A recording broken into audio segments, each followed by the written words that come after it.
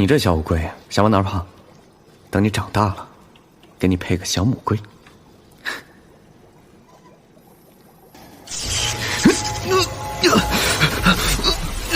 姑娘们接客啦！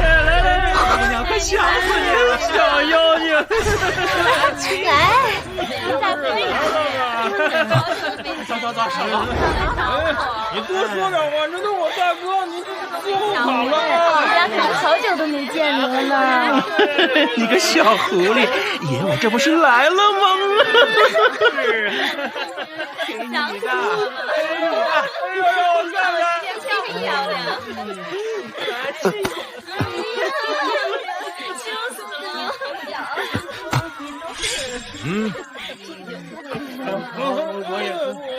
看什么看？瞎了你的狗眼！赶紧给我取下去！来，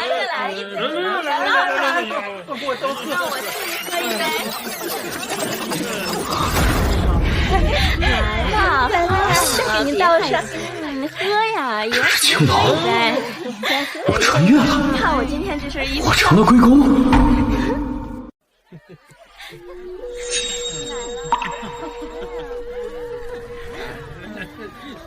爹，求求你不要卖我！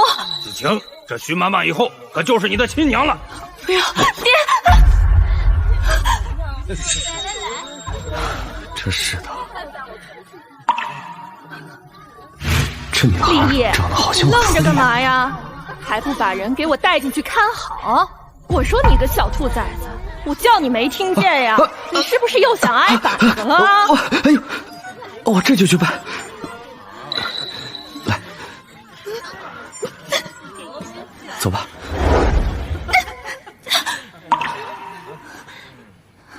哎呀！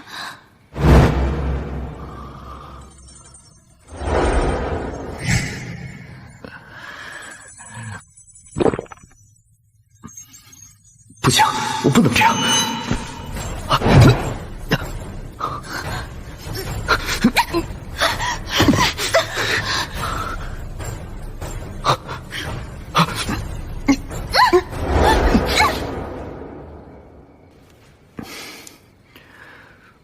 好好的活着不好吗？干嘛要寻死啊？我母亲死得早，父亲又把我卖到妓院，我活着还有什么意思啊？我自打记事起就没有爹娘。那你……我娘是这凤轩楼的花魁，当年被人占了身子，生我的时候难产而死。听我的，活着总有希望。都是苦命的人。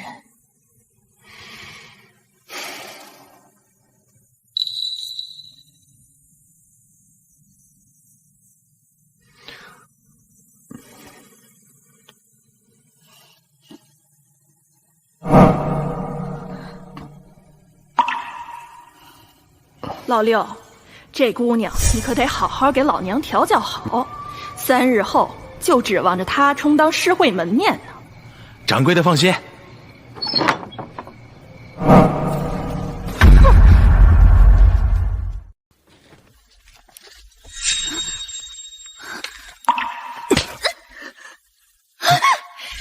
你个骚狐狸，见个男人就浪！你要是敢破了处让我赔了钱，我就把你送去伺候野狗！你放开他！你个死龟奴，还想睡姑娘？你当我凤轩楼的规矩是摆设不成？老六，把他给我拉出去阉了！是，你不要过来！还想把我给阉了？你们还有没有王法？王法，在老娘这里，银子就是王法。你不就是想要银子吗？你说个数，我给你就是了。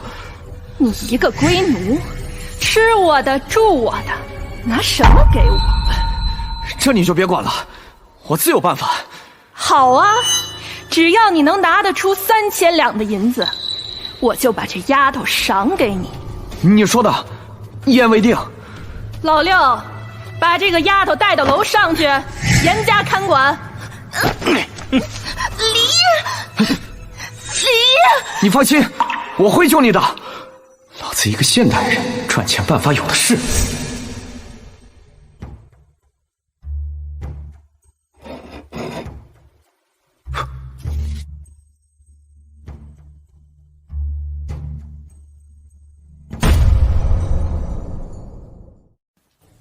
李烨，你就是想用这东西来赚3000两银子？什么？这东西能换3000两？这龟奴莫不是疯了吧？各位看官，我发明的这个东西呢，叫自动冲水马桶。马桶？是给马儿装草料的吗？这么别致的马槽倒是第一次见啊！这马桶不是给马儿用的，而是用来给人用的。什么？给人用？用来吃饭的啊？用来入厕。如厕？比如咱们家里有老人，这腿脚不太方便，有了这个马桶啊，咱们就可以坐上去，轻轻松松的解决了。吃喝拉撒乃是人生大事，有了这马桶，咱们就可以把如厕变成一种享受。享受个屁！拉完还得拎出去倒。就是谁知道？这马桶内部是有通道的，如厕完了之后，只需要按一下这里，排出来的东西就会通过预先埋设好的通道冲到茅房里去，既方便又快捷。各位请看。这个听着不大靠谱。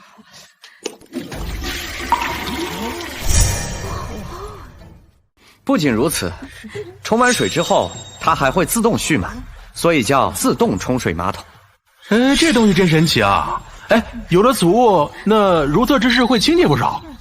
真没想到，你一个青楼的小龟奴，还能造出这种好东西啊！啊！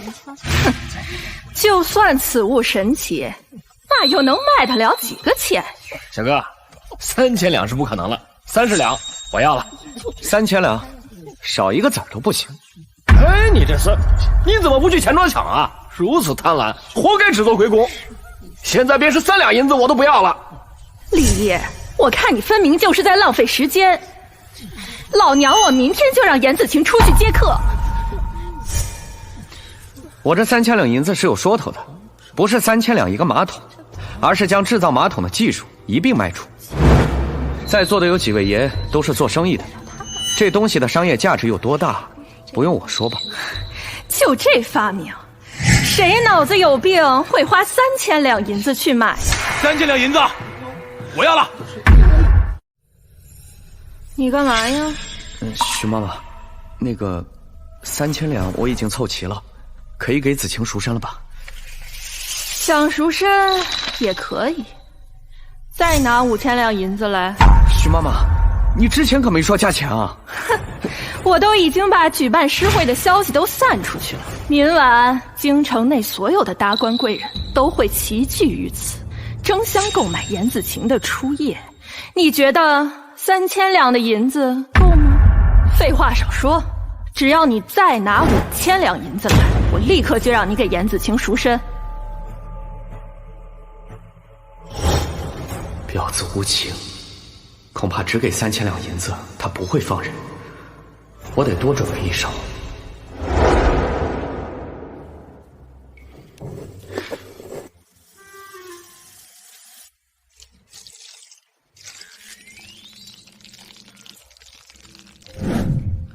在这凤轩楼，我有能令男人重振雄风的大哥大在手，还怕赚不到钱？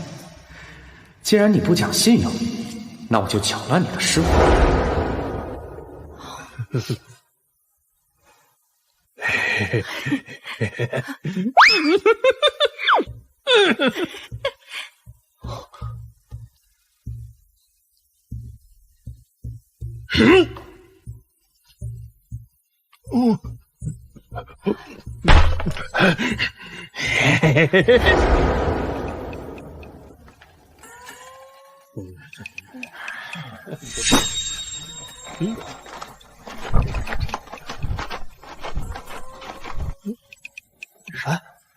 这不是文学院的大才子唐玉吗？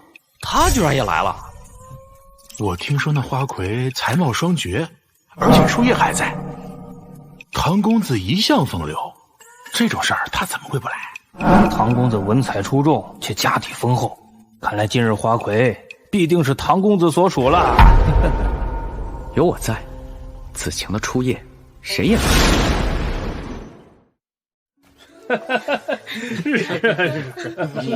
感激诸位公子光临我们凤轩楼。我们凤轩楼新来了一位花魁，喜好诗文，今日特意在此举办诗会，若谁作的诗词力压群雄，便与其共度良宵。好！弄这个噱头，不过是想把此情卖个好价钱而已，忍心呐。接下来有请紫晴姑娘。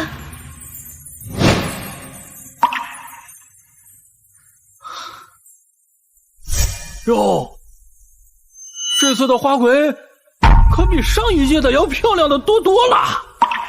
我要是能与她春宵一度，现在要了我的命都值了。紫晴乃是花魁，诸公子便以花为题赋诗一首，不知哪位公子先请啊？我先来。憔悴鸳鸯不自由，镜中鸾舞只堪愁。庭前花市同心术，山下泉分两玉流。唐公子不愧为文学院的才子，文采如此出众。虽然整首诗只有一个花字，但却将开花的情景全都形容了出来。如此文采，怕是无人是唐公子的对手。有哪位公子要与唐公子斗诗啊？那我便来试上一试。原来是翰林院长史苏公子，这下唐公子你可是要遇到对手喽。那可是大才子啊，他也来了，唐公子估计很危险了。衰草连天，惨淡黄，眉间白雪一时芳。谁知老子懒成癖，花落花开已两忘。苏公子这首梅花赞简直无人能敌，尤其是那句花开花落已两忘，不知道出了多少情人的心声。不愧是京城第一才子。苏兄文采无人能及，唐某甘拜下风。唐兄客气了，苏某只是侥幸获胜罢了。苏公子可是号称京城第一大才子，诗词双绝，与他比试也只是自取其辱罢。看来今夜肯定是他与那紫青姑娘共度春宵了。还有人比试吗？看来我得上场了。我来。敢问这位公子高姓大名？在下无争，素来仰慕苏公子，今日刚好与其切磋一番。无名小辈也配跟我切磋？哼，这个苏浅不对劲儿，刚才他还是一副谦逊的模样，怎么突然就变嚣张了？原来这三个人是在这里演戏，看样子主角应该是吴征。在下虽然是无名小卒，但也有着作一首，还望苏大才子点评啊。待到秋来9月8，我花开后百花杀。冲天香阵透长安，满城尽带黄金甲。冲天香阵透长安，满城尽带黄金甲。世间怎会有如此绝妙的诗句？好！吴兄，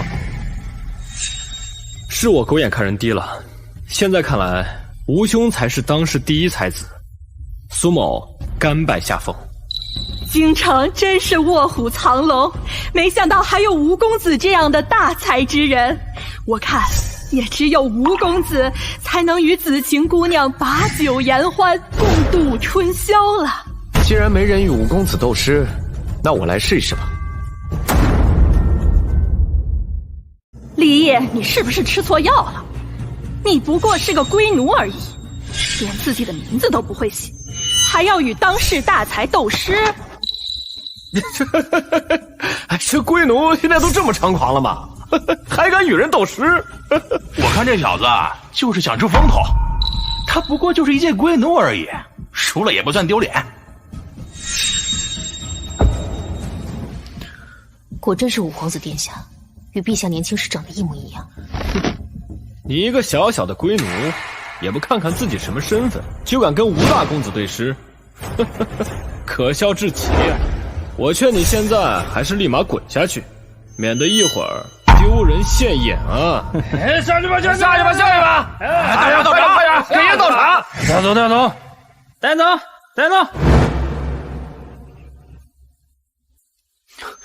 今日诗会有规定说不准龟奴参加吗？那倒是没有，只不过其他的龟奴都有自知之明，只有你不要这张脸。没看到大家都让你滚出去吗？还不给我消失！吴公子，与这种下等人对诗，有失身份，你莫要管他。你赶紧与紫晴姑娘把酒言欢吧。别人看不出来，但我知道，你们几个是事先商量好的。先是那位唐玉上台，然后是这位苏公子，最后都被吴公子给打败了。徐妈妈，你没少收人家银子吧？立毅，你少在这放屁！吴公子乃是真才实学，便是没有银子，今日他也上得2楼。说的好像你不那么爱财似的。昨日你与我说，只需3000两便可给紫晴赎身，结果呢，我给了你银子，你又要我再交5000两。虽说婊子无情，但徐妈妈，你不能说话不算数吧？没错，这话是我说的。若你现在拿出5000两银子，我立刻给紫晴赎身。昨天算你是幸运，遇到了金主，就你这穷酸样，就怕你把自己卖了也没有如此多的银子吧？徐妈妈，这是你要的5000两。5000两银子算什么？妈妈莫慌，我这里有1万两。今夜紫晴姑娘只能陪吴公子。苏公子真是大手笔。李烨，你区5000两算什么？人家苏公子一出手就是1万两。看来这诗会只是个噱头，可以让你把紫晴卖出更高的价钱。看来这最后还是得靠银子取胜。原来就是为了钱，附庸什么风雅呀？这赛事会办的不公平，有黑幕，充满了铜锈。事已至此，看来我也只能与这位仁兄比试一番了。这样吧，若是你能做出一首与我境界相同的诗，便算你赢，如何？好。哎呀，吴公子大度，就是放眼京城也是无人能及啊。既然如此，那你就做一首吧。一个大字不识几个的龟奴，恐怕是在哪里听到了手打油诗，便跑到这里来卖弄，真是下贱。琼脂纸盒在瑶台，谁向江南处处栽？雪满山中高士卧，月明林下美人来。寒衣疏影萧萧竹，春眼残香脉脉台。自去河郎无好友，东风愁尽几回开。哎呦！真没想到，这小小的龟奴就能做出如此意境的诗来。哎呀，之前是我眼拙了，我眼拙了。没想到殿下居然如此有才情。此诗是素梅，但全诗却并未出现一个梅字，诗术高明，而且诗中句句经典。即便是当世大儒，也不一定能写出如此境界的诗啊！不可能！你一个龟奴怎能做出如此绝妙诗句？定是抄袭他人。就是，区区一个龟奴，我大夏最下等的人，若你有如此才气，恐怕早就名扬天下了。赢了就是应该，输了就耍赖。我现在才知道，你们几个才子都是这样的，不要脸！大胆龟奴，你竟敢辱骂我等！以你的身份，怎能做出如此绝妙的诗句？若不是抄袭他人，你焉能在此猖狂？你说我抄袭，那你倒说说，我究竟抄了谁？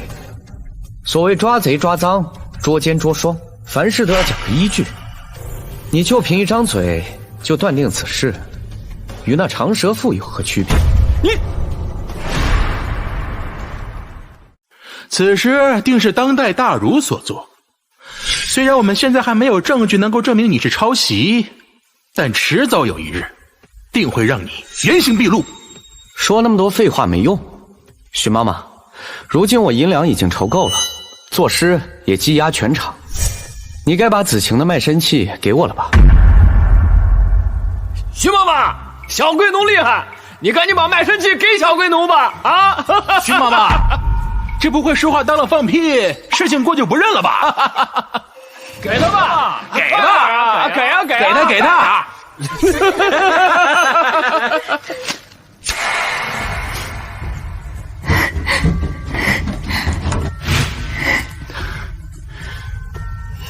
等等，来人！我乃襄王世子，这朵花魁我看上了，你敢跟我抢，我就要你的命！他竟然是襄王世子！便是放眼望去，整个京城也没有几人敢得罪。小龟奴再多言，怕是真要倒大霉了。李毅，你刚才不是很狂吗？吴公子是襄王世子，而襄王更是当今圣上的弟弟，你倒是争啊！哼，你就不怕吗？比试比不过，就拿世子的身份压人，真是卑鄙！你竟敢辱骂襄王世子！你们还在等什么？给我废了这个下贱的龟奴！你又是何人？敢管世子的事，活得不耐烦了！我乃陛下身边暗卫，李毅，接旨。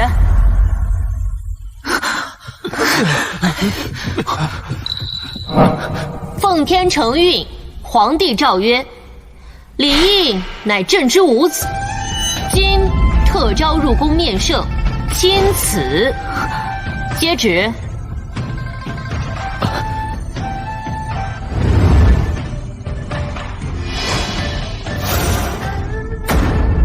接旨。天哪，他竟然是皇子，身份比襄王世子还高呢！事情反转的太快了，真是让人不敢相信。哎呦，当年就觉得他父亲不简单，没想到竟然是圣上。完了，我不仅青楼无法再开，恐怕就连这条小命都保不住了。没想到李大哥竟然是皇子，而我……陛下寻您多年，今日总算是如愿以偿了。殿下，这些人今日羞辱你，该如何处置？我去，我竟然还有这样的身世！徐妈妈，现在我能带子晴走了吗？当然可以。别说是子晴姑娘，老身也是可以的。哦，你要跟我入宫啊？只要殿下吩咐，老身万死不辞。死倒不用，我倒是想着这宫里的茅厕也该有人打扫，你去正好。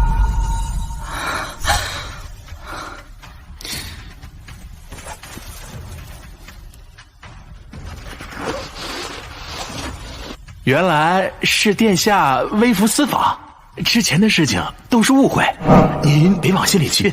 世子的威风，本殿下方才已经感受到了。这个账咱们以后再算。子晴，你愿意跟我入宫吗？殿下，这能行吗？你假扮成宫女不就行了吗？这样我们就可以经常私处在一起了。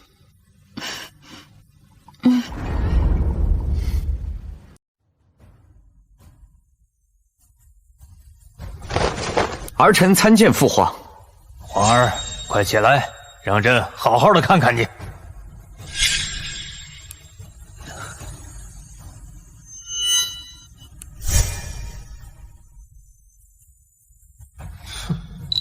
这个李仪就是个野种，还有什么资格和我们站在一起？看样子父皇对他有愧疚之心，不然不会如此慈爱。若是再多个人争夺帝位，那可不妙，得打压他。怡儿，这么多年让你流落在外，吃了不少苦，这都是朕的过错。今日朕加封你为义王，享受郡王之禄。多谢父皇。父皇，此事怕有不妥，我大夏之王故为3等：一为亲王，二为郡王，三为公王。按照朝中制度，起始皆为公王。父皇直接给老五封郡王，恐会引起朝臣非议。父皇，四弟此言有理，不能因武帝一人而改变朝局。大爷，一入宫这2个家伙就打压我，看来以后得和他们斗上一斗。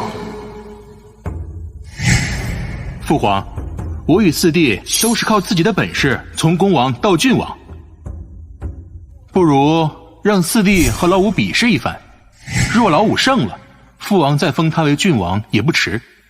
怡儿，你觉得如何？不知四哥要和我比什么？我也不为难你，咱们就比跑步吧。我大夏以武力得天下，若身体孱弱，那就不配做皇子。老五，你刚入宫，就给你3日的准备时间，如何？好，那就3日后比试跑步。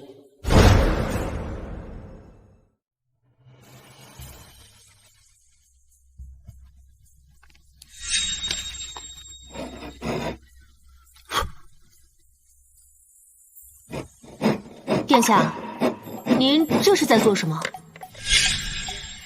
老四不是要跟我比跑步吗？他常年习武，我肯定干不过，所以呢，只能玩斜的。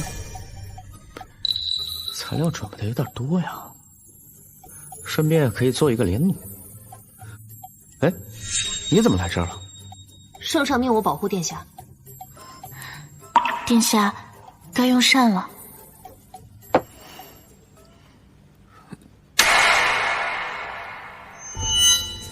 就吃这个啊？殿下，我听说宫中之人都知道你与四皇子比试之事了。御膳房如此对你，其实是讨好四皇子。大爷的，老三老四欺负我也就算了，御膳房那些狗东西也敢这么待我？把主管给我叫来。殿下，主管御膳房的，那可是三皇子的人呢。殿下，要不还是算了吧。我管他是谁的人，敢这么待老子，老子要好好惩治他们。快去。是。你找我来，有何事啊？老爷奴，见到本殿下竟敢不行礼。一个外面来的野种而已，还想让我对你行此大礼？哼！我身为圣上亲子，当今的武殿下，你竟敢羞辱我！羞辱？羞辱你？我是三殿下的人，你能奈我何？啊！老爷奴，我身为皇子，你竟敢骂我是野种，这跟羞辱当今圣上有什么区别？今日我就将你杖毙！哎呀！哎呦！别打了！别打了！哎呦！殿下，殿下，您才刚刚入宫，还是不要打杀马林的好，免得被他人诟病。别打了！老爷奴，今日我就饶你一命，再敢对我不敬，你看我不打死你！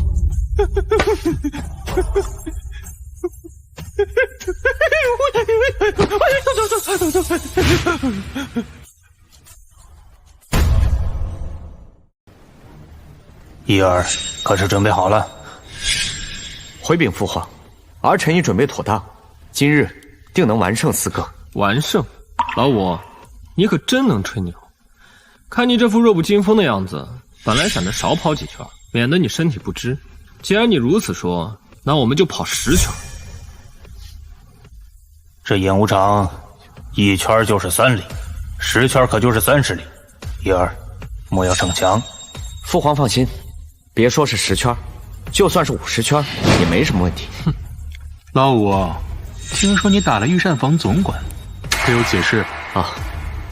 三哥，那厮每天都给我送最差的饭菜，直呼我的性命。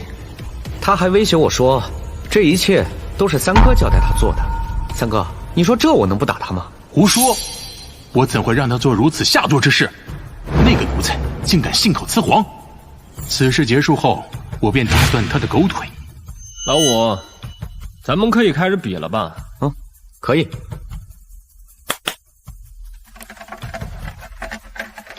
叶儿，此事何物？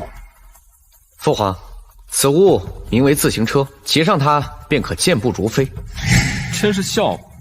这东西奇形怪状，你居然说骑上它能让人健步如飞？怎么，你是打算骑着它跟我比？正是如此。好，如果你骑着它能赢了我，那我不仅同意父皇封你做郡王，还输你1万两银子，如何？也算上我的。不过你要是输了，那就直接贬为庶民，你可敢应战？这2个家伙是怕我抢皇位啊，想将我轰出皇宫。三哥，若我赢了，只得到郡王之位，外加1万两白银；若我输了，就要被贬为庶民，这貌似不太公平吧？那你要如何？我没你那么狠心。若我侥幸赢了，四哥只需要给我5万两，外加被贬为公王就行了。好，一言为定。父皇，请您作证，输者甘愿受罚。你们一定要赌得这么大吗？既然如此，那就准备吧。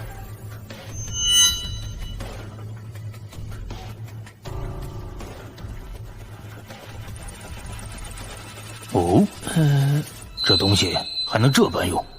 老四，小心一些。我觉得我弟造的这东西不一般。不过是个玩物而已，难道还能比马儿跑得快？我都可以让他先跑2圈。哼！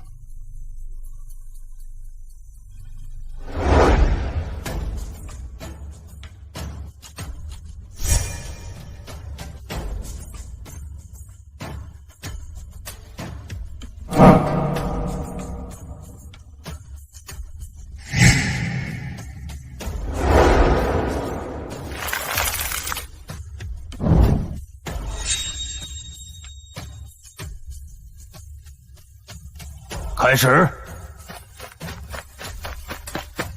叶儿，你咋不跑啊？父皇，先让四哥跑半圈，免得他输了不服气。老五，你可真是猖狂啊！老四擅长奔跑可是出了名的，放眼整个京城，没有谁是他的对手。你竟然还敢大言不惭的说要让他，简直是不知死活！是啊，叶儿，快跑吧，不然就追不上了。父皇放心吧，这场比试我赢定了。从未见过父皇对我们如此着急，他这般宠爱老五，搞不好以后皇位真的会落在他身上。看来必要的时候得把这小子除掉。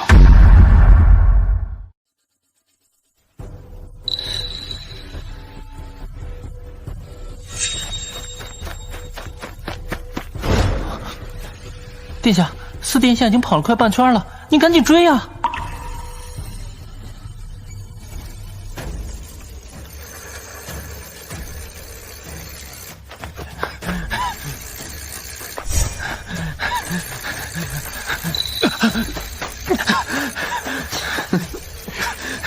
圣上，五皇子造的这个自行车可真是厉害，这么快就追上四殿下了。哈哈哈，真没想到，我这流落民间的五儿子竟是如此这般天才之人。父皇实在太偏爱老五了。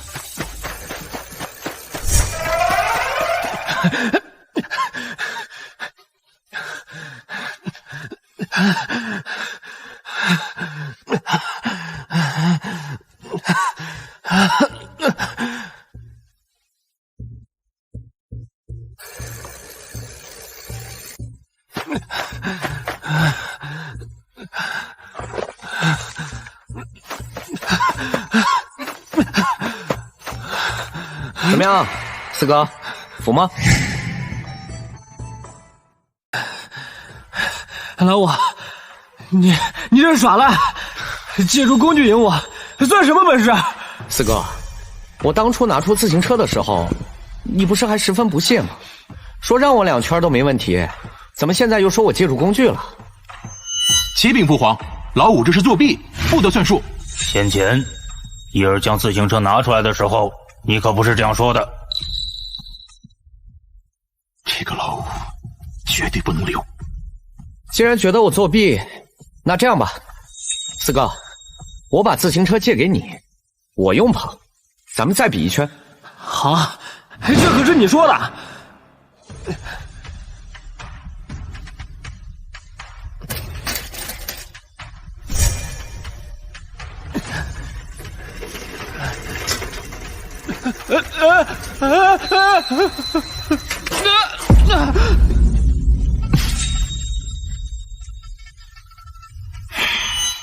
既然胜负已分，那就按照你们之前的赌约，老三老四输给伊儿5万两银子，另外将老四的郡王爵位拿下，降为公王。愿赌服输，我认了。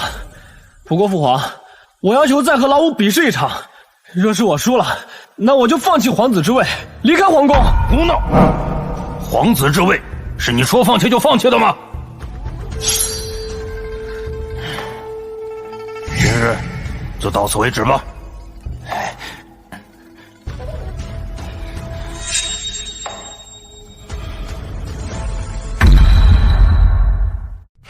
今天输的真是憋屈，那个野种竟然弄了个自什么车，害得我在父皇面前丢脸。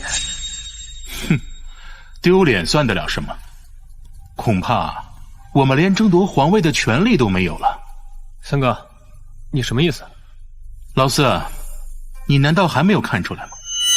父皇对这个野种偏爱有加，他刚进宫就封了郡王，恐怕过不了多久就会封他做亲王。而且父皇还派了暗卫暗中保护他，再这样下去，恐怕连皇位都是他的。什么？父皇会把皇位传给那个野种？留着是个祸害。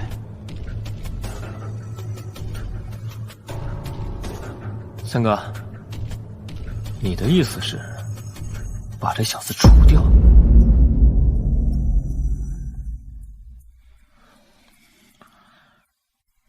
他虽然是个野种，可他毕竟是父皇的孩子。若是此事败露，这种事当然要做好打算，怎么可以借他人之手？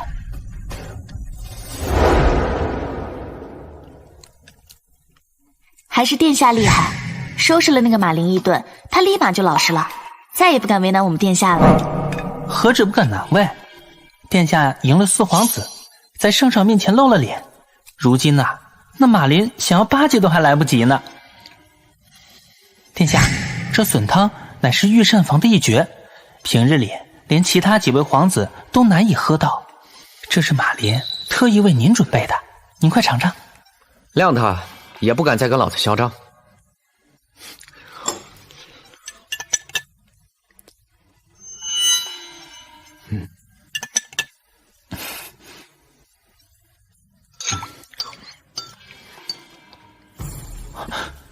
殿下，殿下，殿下，殿下，殿下，您怎么了？难不成殿下是中毒了？我去叫御医。别，殿下，快去给我整牛奶，快去！小心。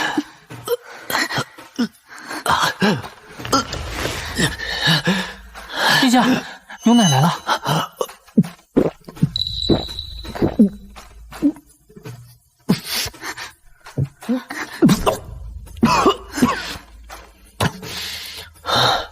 殿下，您怎么样？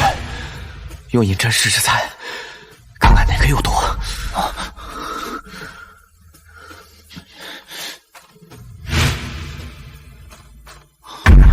殿下，是这笋汤，这东西是马林亲自交给我的，他还特意叮嘱说这是为殿下准备的，难道下毒的是他？曲言，速去御膳房，把马林那个老王八给我抓过来。殿下放心。殿下，那马林自杀了，就吊死在御膳房的树上。居然让马林给我下毒，然后你们再杀人灭口。幸好老子是医学博士，懂得如何解毒，要不然就遭了你们的黑手了。本来我只是想混混日子，既然你们这样对我，那就别怪我心狠手辣了。定是那马林记恨殿下打他，所以才会在笋汤里下毒。这个人真是该死！毒害殿下，那可是诛九族的大罪。他马林哪有那么大的胆子？恐怕背后还有……别胡说，你不想活了。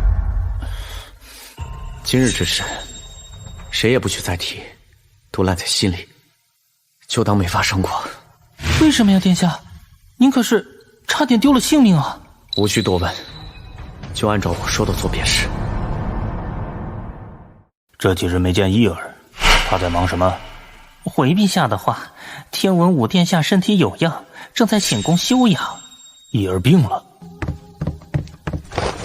启禀圣上，3殿下和4殿下求见。让他进来。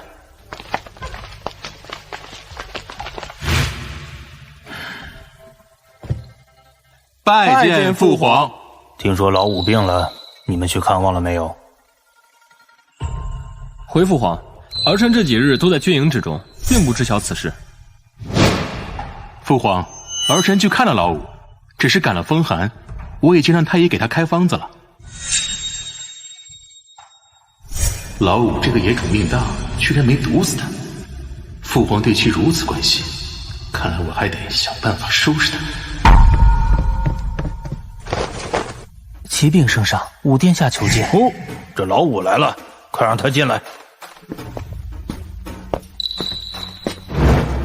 儿臣拜见父皇，几日未向父皇请安，还请父皇莫要怪罪。伊儿，你身体不爽，就无需行此大礼。过怀，给老五看座。是。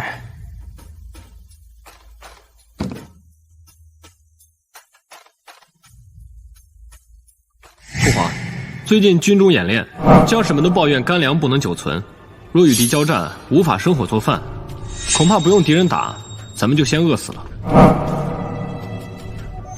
父皇，将士们听闻老五用自行车赢了老四之后，都夸他是善于制造之人，所以将士们向父皇请命，请老五造出保存时间长又利于携带的干粮来。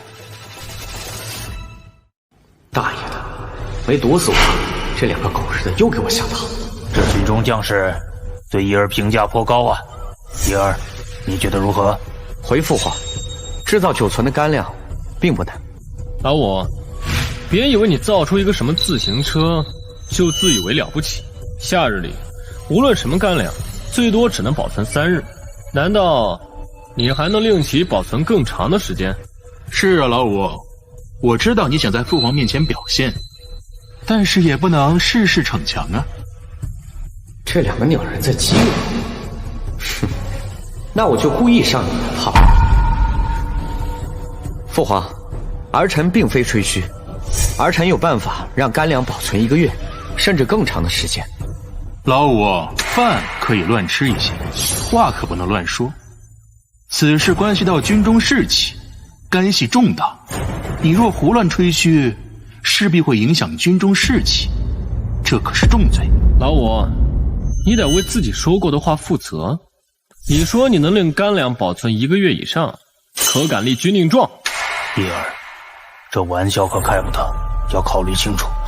多谢父皇关心，这军令状我可以立，但若只惩戒我自己，那不公平。四哥，你也立一个军令状吧。若是我有此办法，你该如何？干粮保存1个月以上，这怎么可能？你若是能做到，那我便舍去这皇子之位，贬为庶民。好，一言为定。拿纸笔来。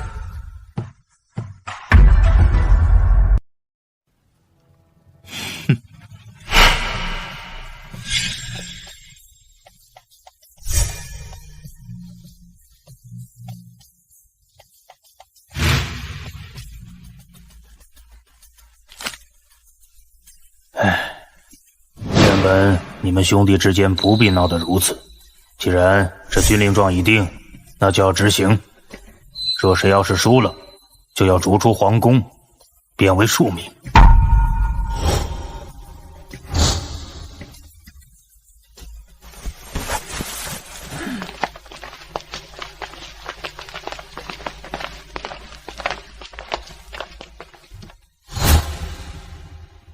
老五，你就等着贬为庶民吧。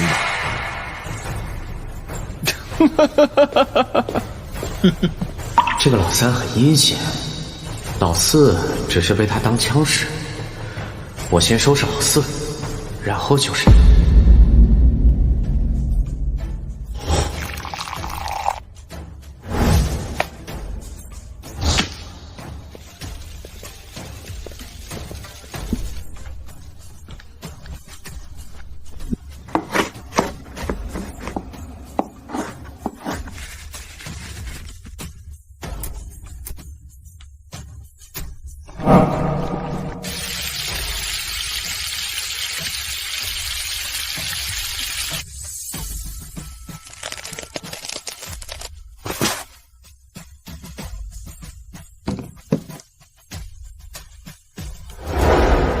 伊儿，你这么快就想出干粮保存的方法了？回父皇，儿臣已经解决了。老五，吹牛没用，得用事实说话。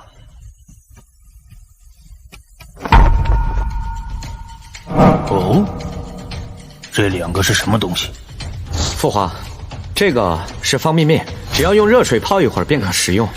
若没有热水的话，凉水亦可。老五，你在开什么玩笑？谁都知道面条是要煮的，你只用水泡就能吃，简直是胡编乱造。老五，你可是立了军令状的，没想到竟如此玩笑。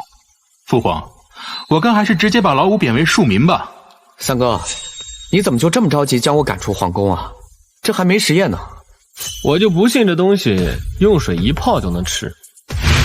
去准备东西。是。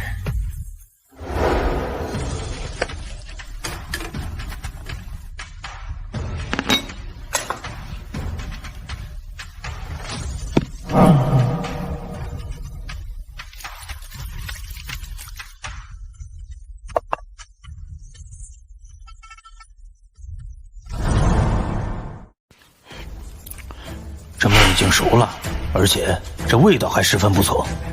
这怎么可能？世界上哪会有这种面？一定是老五耍诈。四哥的意思是，我与父皇合起伙来骗你。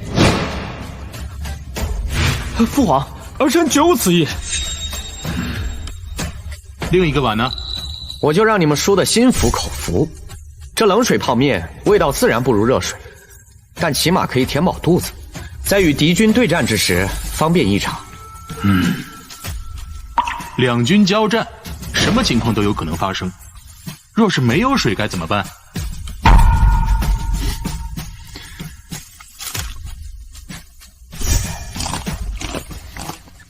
哦，这还可以生吃。父皇，方便面是油炸食品，乃是熟食，也正因如此，保存的时间才长。只要不沾水，存放2个月没有什么问题。伊儿，你说还有一样东西是什么？父皇，这个是压缩饼干，也是面粉做的。你别看它个头小，只要吃上2块，便能顶上一整天。因为这个东西是压缩而成，所以保存的时间更长，起码1年以上。哼，老五，你可不要哄骗父皇，这可是欺君。三哥若是不信，可以试试。我来，我就不信这东西吃2块就能顶1天。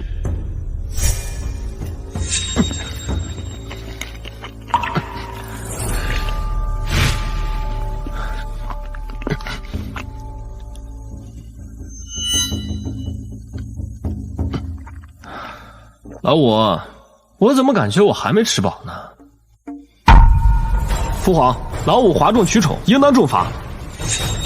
伊儿，父皇，儿臣刚刚忘记说了，吃压缩饼干需饮水才会有饱胀感。事到如今，老五你还在狡辩。倘若我饮水之后，并未像你说的那样，又当如何？若饮水也不管用，弟弟便任由四哥处置。好，这可是你说的。届时，可别怪四哥无情。这么小块东西，别说是2块，就算是20块，也无法令人饱腹。老五，你果然是哗众取宠。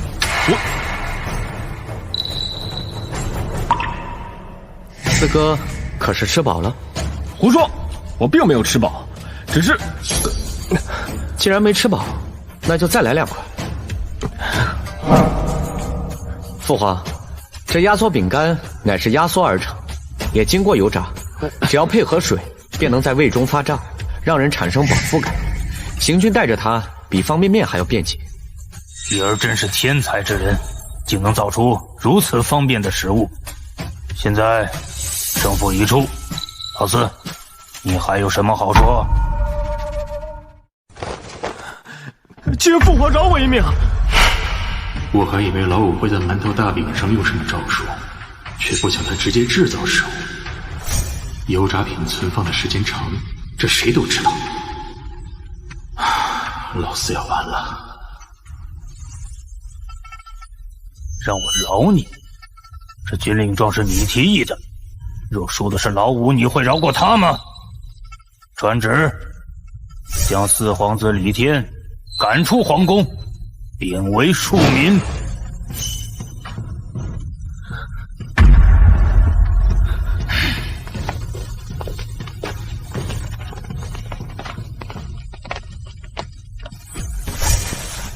李毅，你这个卑鄙小人，我不会放过你的！你现在已经是个庶民，有什么资格跟我说话？滚吧！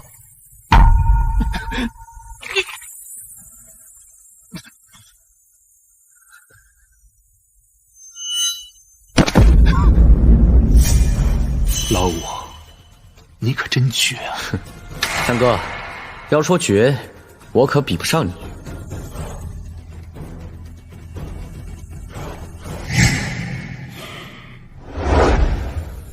二哥，那个李毅阴狠毒辣，如今老四已被他赶出皇宫，若是咱们再坐以待毙，恐怕就和老四一样。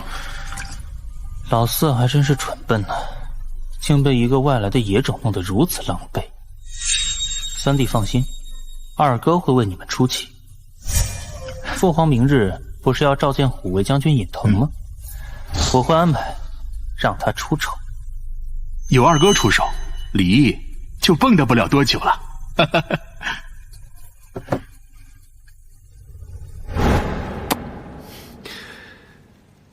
殿下，这是何物？能让人快乐的东西。殿下，这莫不是您在青楼用的？经过我的调制，药力是之前的10几倍。你要不要试试？不是，我说你一个大老爷们儿，怎么跟个女人似的，还脸红上了？屈原，从现在开始，帮我盯紧三皇子的行踪，有什么事情立刻向我汇报。是。老三，我会让你跟老四一样。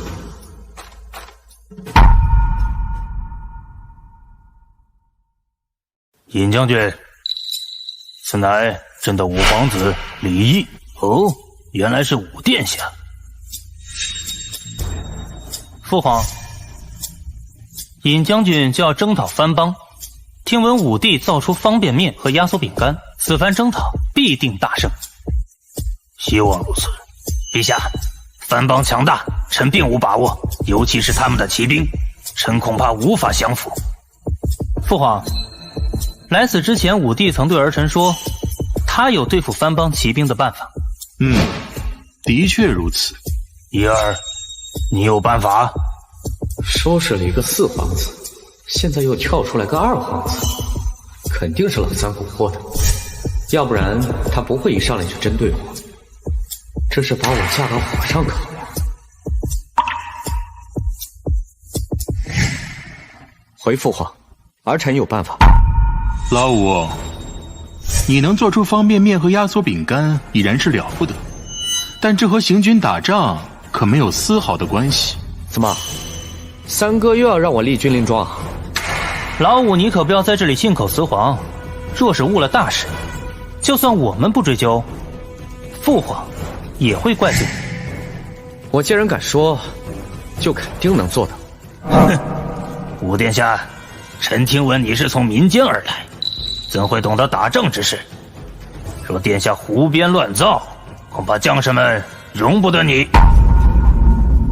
父皇，给我1日时间，我定会给您一个交代。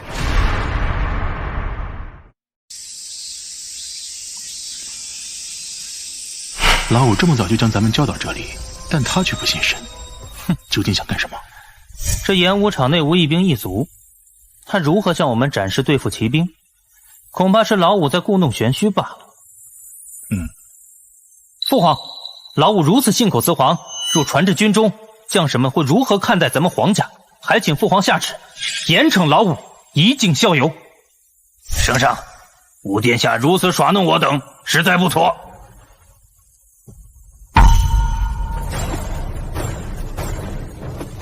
诸位久等。老五，你好大的胆子，竟敢戏耍父皇！可能是老五觉得好玩吧，毕竟他还小。哼，在下虽然是臣，但也不能任由武殿下这般耍弄。3个人一个鼻孔出气，不知道的还以为你们提前商量好了。小吕子，父皇，这就是我用来对付骑兵的武器。这不就是个瓷罐吗？里面装了瓦片，这如何对付骑兵？老五莫不是还没睡醒吧？一个小小的瓷罐，难道放到敌军骑兵面前，他们就会立刻坠下马吗？哎，二哥此言差矣。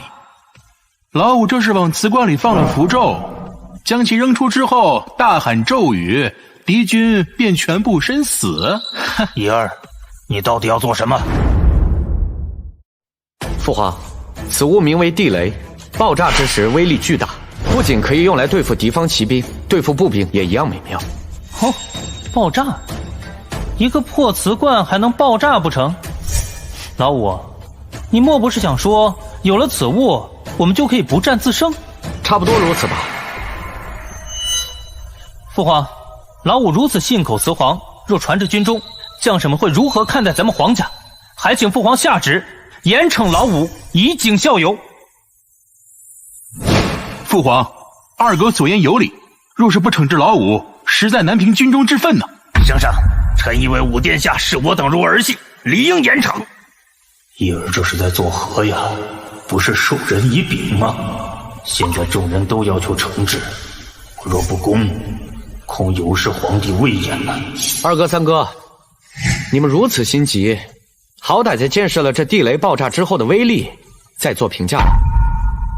父皇，儿臣这就让您看看这地雷的威力。小吕子，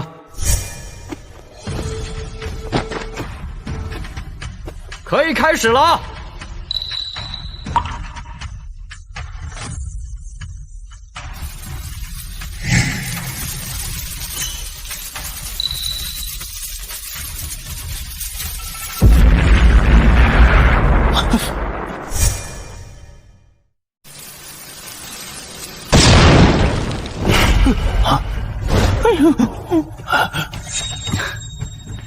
天哪，这地雷的威力竟然如此巨大，别说是人了，就算是房子也被炸飞了。怡儿果然是个天才，先前造出了方便面和压缩饼干，现在又造了地雷。有了此物，这敌军的胆子都吓破了，哪里还敢进攻？说不战自胜，这一点都不夸张。多谢父皇夸奖。二哥、三哥，现在觉得我这地雷如何？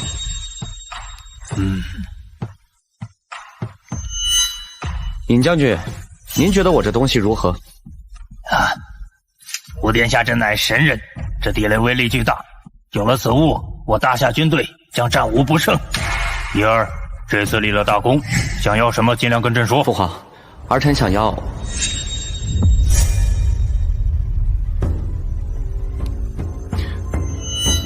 儿臣想要父皇身体康健，长命百岁，如此，儿臣便知足了。叶儿，你真的好儿子，朕赏你黄金1000两，绸缎1000匹，外加1等君王之衔。父皇竟然加封老五为1等君王，那他的身份岂不是在我和老三之上了？这个老五的脑袋里怎么有这么多的鬼点子？这才到宫中几日，就奏出如此多的稀奇之物。若是任由他这样下去，那么就真的与皇位无缘了。好了，叶儿，陪朕吃个饭，咱们好好的聊聊。是，父皇。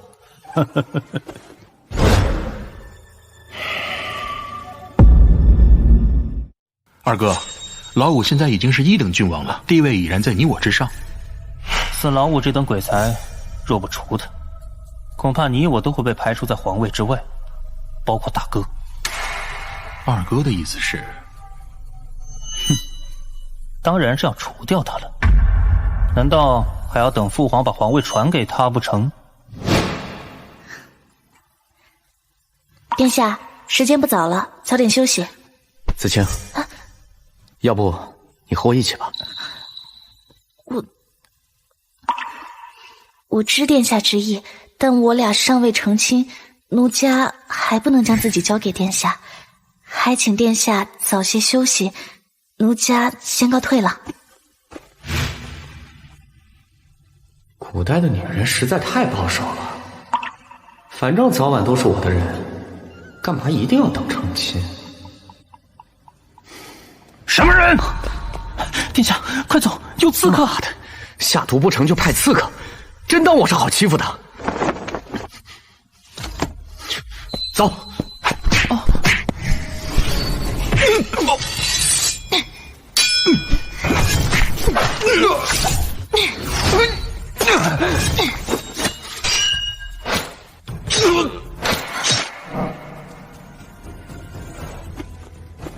殿下这弩可真厉害，几下就把那些刺客射死了。看来我还是太心软，计划得尽快实施，不然他们还会对我下手。殿下，你在说什么？屈原，从现在开始给我盯死了三皇子，他若有什么举动，立刻来告诉我。是。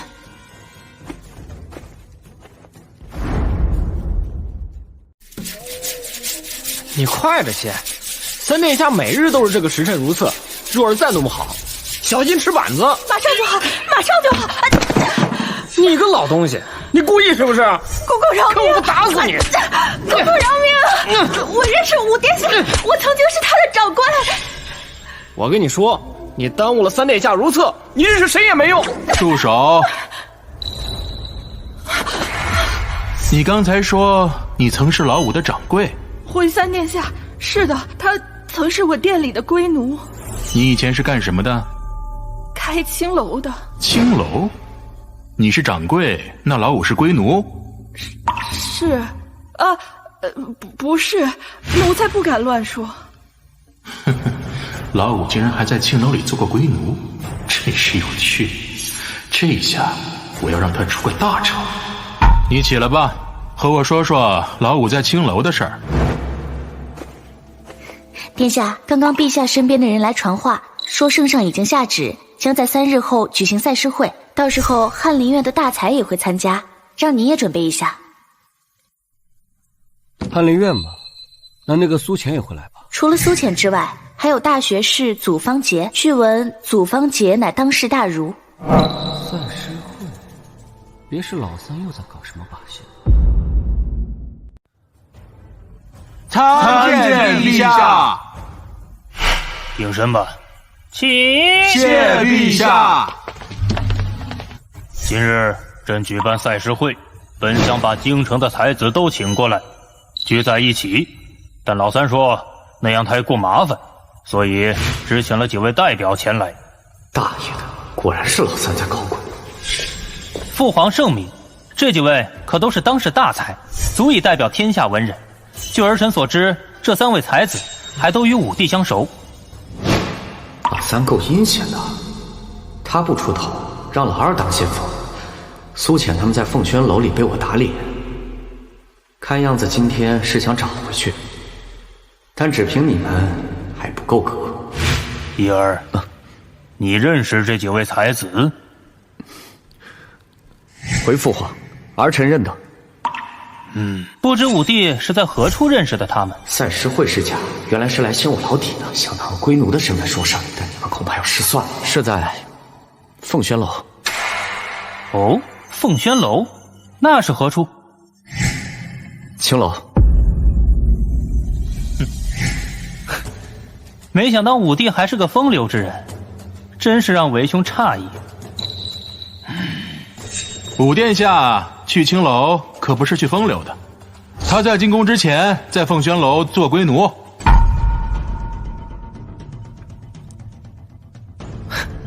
武帝竟然还做过龟奴，真是出人意料。父皇，鉴于武帝之前的身份一等郡王的爵位实在不适合他，还请父皇将其收回。父皇，儿臣做龟奴并非自愿，乃是被人所迫。武帝，不管你如何解释，龟奴的身份你是摆脱不了的。堂堂皇子竟去青楼做龟奴，若传了出去，我皇室颜面何在？父皇，儿臣以为，不光要拿掉老五一等郡王的身份，还要将其逐出皇宫，贬为庶民，否则我皇室恐将沦为笑柄了。一儿，你如是说。父皇，儿臣认为此事乃是我皇室之错。什么？你做龟奴竟然还要怪罪于我们？二哥，我早就说过，我做龟奴并非我所愿，而是受人所迫。况且像我这种经历的人多不胜数，甚至为生活所逼，卖儿卖女的。你到底什么意思？我想说的十分简单，民间尚有这种事情发生，那就是我皇室之过。我们受百姓供奉，理应让百姓富足，过上安居乐业的生活，不然他们凭什么做我们的子民？我在青楼之时，每日挨打受饿，现如今不知道还有多少人仍在经历这种事情。若皇室一心为民，又岂能如此？一派胡言！我大夏国富民强，百姓安居乐业，又岂会有你说的这般不堪？父皇，老五这是在诽谤朝廷，诽谤皇室，还请父皇惩治。二哥，你在民间待过几日啊？要知道，我可是从小在民间长大的，对百姓的情况最为了解。二哥贵为皇子，高高在上，你若是能放下心来去方士走一走，恐怕就不会在这里高谈阔论了。胡说！我多次在民间走访，就岂会了解的比你少？我大夏民间哪有你说的这般不堪？那二哥这么说，如今的百姓已经安居乐业了？自然如此。既然二哥都这么说了，那咱们就恳请父皇微服私访，你我伴随左右，去看看这民间究竟如何。若真如你所言，别说这皇子的身份，就算杀了我也认了。可若如我所言，那你就掉脑袋。二哥，你可敢赌？老五，你无需这般咄咄逼人。即便民间真有疾苦的百姓，那也是少数，不会像你所说的那样严重。终于忍不住跳出来了吗？百姓之所以拥护我们，是因为他们相信我们能给他们安定的生活。一旦百姓丧失这个信心，那我大夏朝恐怕离颠覆就不远了。民乃国之本，轻民不异于自掘坟墓，所以三哥之言我万万不敢苟同。父皇，我大夏朝哪怕只有一个百姓在受苦，那也是皇室之责。若想令我大夏江山永固，就得以民为本，民为重，社稷为次，君为轻。若我皇室之人都不以此为念，早晚一日，社稷将会被颠覆。大胆！老五，你竟敢诅咒大夏亡国！父皇，老五实在太过猖狂，还请父皇惩治。民为贵，社稷次之，君为轻，轻民就等于是自掘坟墓。这句话，老五说得好啊！你们身为皇子，整日就知道贪乐享受，又有谁真正的忧国忧民了？把老五这句话写出来，然后装裱，挂到乾坤殿之内，我要让文武百官都记得这句话，行事都需要以此为准。文武百官都记得这句话，行事都需要以此为准。陛下，臣启奏，武殿下为人不端。前几日，臣等前去凤轩楼，曾与武殿下斗诗，可武殿下竟用抄起来的诗与我等比试，此事已经在民间广为流传，影响极大，还望陛下圣裁。原来他们还有后手，真是亡我之心不死。一儿，道有此事？臣附议，当时臣也在场，可以作证。还有草民，一儿，你有何解释？父皇，比试当日所作之诗，乃儿臣所作，并非抄袭。胡说！武殿下所作的那首诗，乃是老夫的作品。我刚做出没多久，还未来得及宣告，就被武殿下拿去青楼与人争锋，真是气煞我也。父皇，祖大学士乃是当世大儒，他是万万不会说谎的。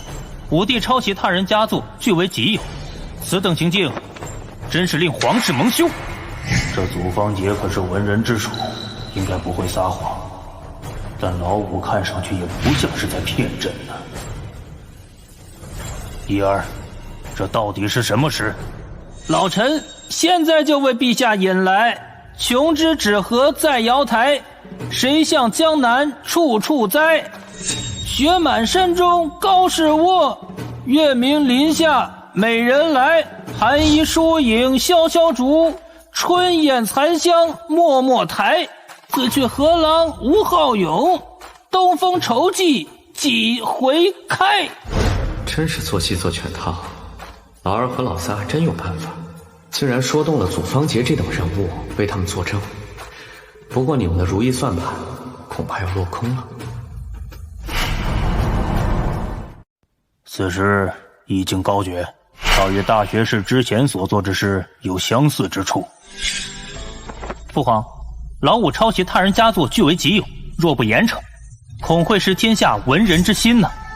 陛下，老臣此生最恨这等宵小之辈，还望陛下给老臣讨个公道，不然老臣就撞死在这衙役之中。一儿，你真的抄袭了大学士之诗吗？父皇，这等诗词我随手就能做出几十首来，何须抄袭？哼，老五，你吹牛也要有个界限。此等千古佳作，你竟说随意就能做出几十首来，如此口无遮拦，怎配做我皇室子弟？那二哥的意思是，只要我能做出来，就不是抄袭祖大学士了。哼，口说谁不会？我还说我能做出100首呢。那你们听好了。青山依旧在，几度夕阳红。向晚亦不是，驱车登古原。夕阳无限好，只是近黄昏。谁念西风独自凉？萧萧黄叶闭疏窗。芳华留不住，岁月已白头。老夫聊发少年狂，左牵黄，右擎苍。酒醒只在花前坐，酒醉还来花下眠。半醒半醉日复日，花落花开年复年。陛下，老奴刚才一直数着呢，武殿下已经做了36首了。没想到一儿不仅善于制造东西，还有此等文采，更有治国之志。得此灵儿，何愁我大夏不行？二哥，你现在还觉得我是抄袭祖大学士的诗吗？祖大学士，我不知你何因非要如此诬陷于我。虽然你贵为当朝名士，但如此诬陷当朝皇子，也理应受罚吧。我儿有如此才气，还需要抄袭你的诗词，大胆祖方杰！陛下，陛下，朕敬你是文人之首，没想到你竟然做出如此下作之事。传朕旨意，免去祖方杰一切官职，贬为庶民。他和他的后人将终生不得入朝为官。武征，陛下，你身为降王世子，竟联合朝臣污蔑皇子。现在，朕免去你的世子身份，边去边疆，没有朕的旨意，不得回京。是啊，苏浅，罪臣在。你一个小小的翰林院长史，竟然也对皇子发难！你和唐玉一起打入大牢，服刑5年才能释放，终生不得入室。遵旨。父皇，儿臣是被他们所骗，并不知道他们要如此诽谤武帝，还请父皇恕罪。你贵为皇子，竟然不分青红皂白，伙同外人对付你的弟弟。现在，朕免去你的郡王身份，降为公王。从现在开始，你在宫里面壁思过，没有朕的旨意，不能外出。儿臣领命。一儿文采出众，且忧国忧民，朕现在封你为亲王。儿臣谢过父皇。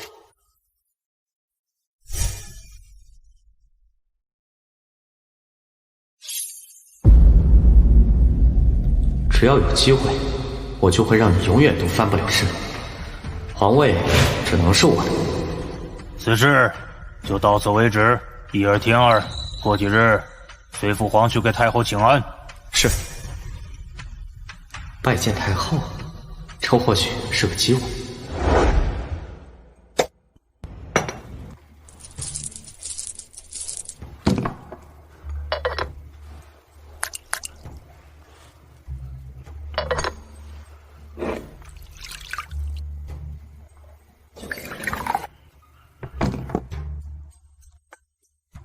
10倍药效的药效果如何？我得找个人来试试。殿下，明日长公主会带着张婕妤到宫中游玩。机会来得这么快，看来不用等到给太后请安了。就你了，来，先把这个喝了。好。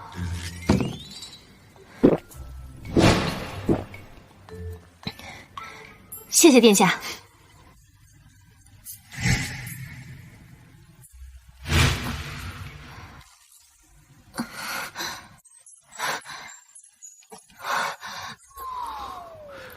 殿下，这么猛！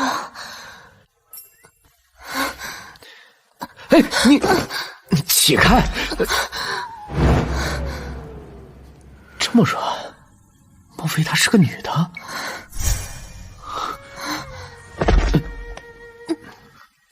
殿下，我好难受，你帮帮我吧。既然如此，怪不得别的了。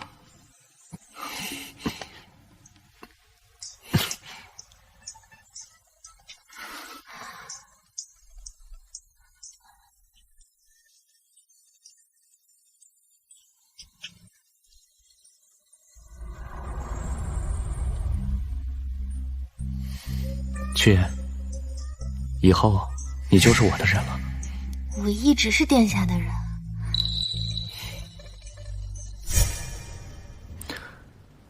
老三一直想弄死我，我自然不会坐以待毙。屈原，你找个机会，把这药丸放进三皇子和婕妤的茶里，再想办法把父皇引到秋玉宫。好。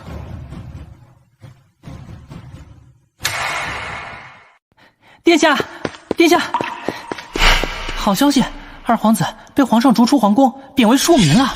什么？二皇子？正是二皇子，他与刘婕妤在三皇子的秋玉宫乱来，正好被陛下撞见了。陛下怒极，差点就要了二皇子的命。因为这件事发生在秋玉宫，所以三皇子也受到了牵连。陛下将他降为恭王。屈原办事还真靠谱，看来以后得重用他。老二怎么跑到秋玉宫去了？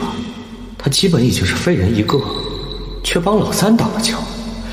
要不然今日被逐出皇宫的就是老三了。老三的运气真好，我还得想别的办法收拾他。大哥，那个老五刚入宫1个月就搞垮了二哥和四弟，你再不出手，恐怕咱们也得被他赶走了。哦，我才刚刚回宫，只听说多了个老五，到底什么情况？前几日在我宫中发生的事情，一定是老五在背后搞鬼，要不然二哥怎么能和刘婕妤乱来？这老二老四都出事了，你却好好的，这是为何？大哥，这是什么意思？老三，别人不知道你，我还不清楚吗？这老二和老四都被你当枪使了，才会有如此结局。现在你要蛊惑我，只要把我再弄出宫去，恐怕父皇的位置就只有你能做了吧。大哥，小弟绝无此意，我只是恨那个老五阴狠，小弟可以发誓拥护大哥为君，永生都不背叛。哎，你我兄弟，不必这样。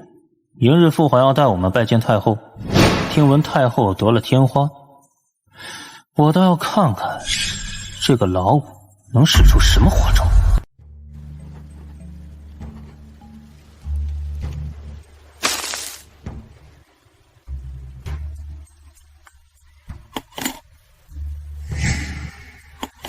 殿下，这是在做何物？我听说太后得了天花，给她做些抗病毒的药。天花，那可是绝症。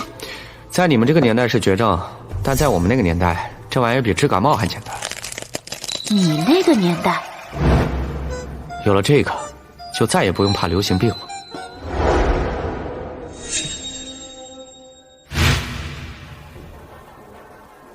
奴婢参见圣上。这太后怎么样了？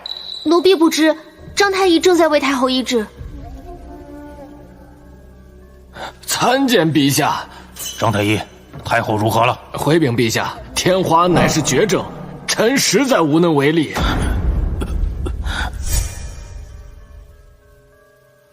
父皇，既然太医无法医治，那就请张贴皇榜，寻找民间医术高手，以治太后之急。不就是起了个水痘吗？用不着去民间找郎中，我就能治。五弟，平日里你出风头就算了，这种时候还在吹牛。张太医是太医院首座，医术精湛，连他都没有办法，你却大言不惭。他是太医院首座，我还是医学博士呢。我这有药，只要给太后吃了，就可以康复了。老五，你那什么乱七八糟的东西就给太后吃？若是太后出了事情，你能担得起这个责任吗？父皇，老五视太后的性命如儿戏，望父皇惩治。敢问五殿下，此事何物？这是抗病毒药，是我用蒲公英、连翘、黄芩、龙胆草、黄连熬制而成。胡闹！这几味药都是去火之物，太后得的是天花，又不是内热，若太后吃了此药，恐怕命不久矣。哎，伊儿，你可知你在做什么？太后真有个不测，真饶不了你。还是大哥高明，就让老五去折腾。一旦太后出了事儿，父皇恐怕会要他的命。若是老五再染上天花，那就完美了。父皇，儿臣愿意用项上人头做担保，若治不好太后，儿臣愿意将这颗脑袋奉上。什么抗病毒药？若五殿下真能医治好太后，老朽便辞去官职，从今以后永不行医。话乃是绝症，便是在民间召集杏林高手也未必能治。伊儿用人头做保，想来他是有把握。将此药拿去给太后服用吧。是。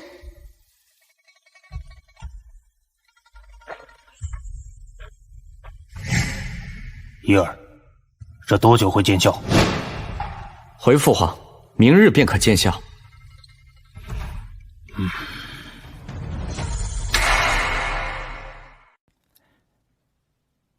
陛下，太后来了。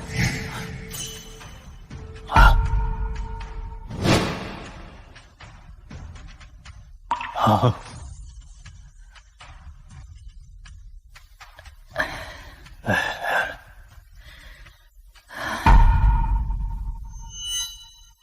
母后无恙，儿臣就放心了。哎，这便是小五吧？小五这药可神奇呀！本宫难受了好几日，今天终于舒服了。老五当真医治了太后？五殿下竟然是杏林高手，是我狗眼看人低了。这怎么可能？太后生的可是天花呀！小五真乃神医呀！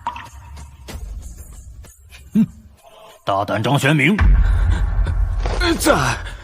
昨日你对义儿不敬，今天朕不仅要革你的官职，还要砍你的脑袋，以儆效尤。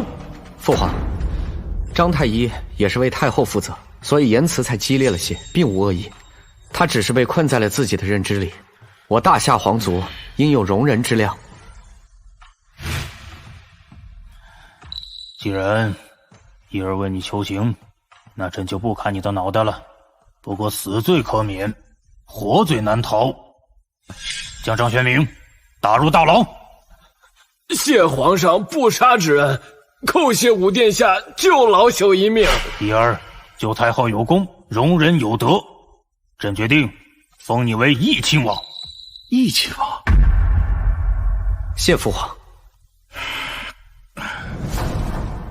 难怪父皇迟迟不立太子，想来是给老五留着呢。大哥，你若再坐以待毙，恐怕将来父皇的位置就没有你的份儿了。哎，老三，遇事不要慌，父皇只是封他为亲王，不必那么紧张。大哥，都这个时候了，你怎么还不在意啊？在意又怎么样？父皇心中只有老五，我们也没办法呀。不行，我不能任由他做大，否则便是死路一条，必须得想个办法除掉他。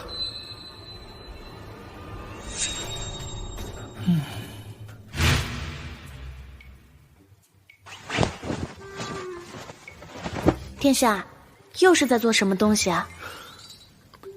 这个叫防弹衣，我打算让所有的将士们每人一套，这样就能大大的减少战场上的死亡率了。殿下，三殿下派人来了，说是约您去演武场练习射箭。老三约我去演武场练习射箭。殿下，三皇子恐怕不怀好意。凡事都有两面性，若老三真想害我，我刚好趁这个机会解决了他。雪言，你走一趟养心殿，将郭总管请到演武场，但不能让他露面，只在暗中看着就行。是。老三，若你悬崖勒马，或许还能保住一命，否则……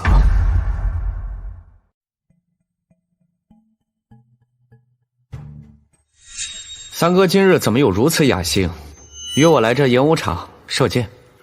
大夏以武得天下，也该好好练武。今日唤武帝前来，便是想教你射箭。三哥，别不是在打其他主意吧？哎，武帝怎把你三哥想成这样？二哥和四弟的事情让我明白，兄弟之间应该和睦相处，不应该相互猜忌。如此，那便最好了。武帝，你这是何物？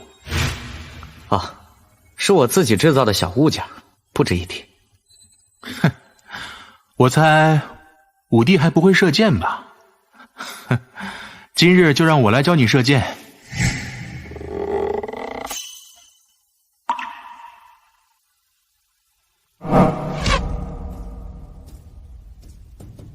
三哥剑法竟如此厉害，我这根本算不得什么。剑靶只有50步，而大哥可以100步穿杨。老大居然如此厉害，而且他的心机恐怕要比老三深沉得多，否则现在站在这里的就是他了。哼！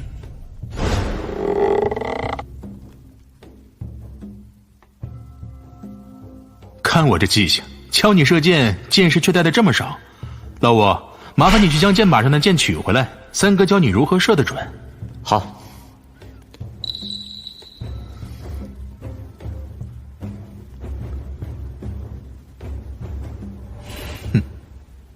老三，你最好别乱打主意，否则今日就是你的死期。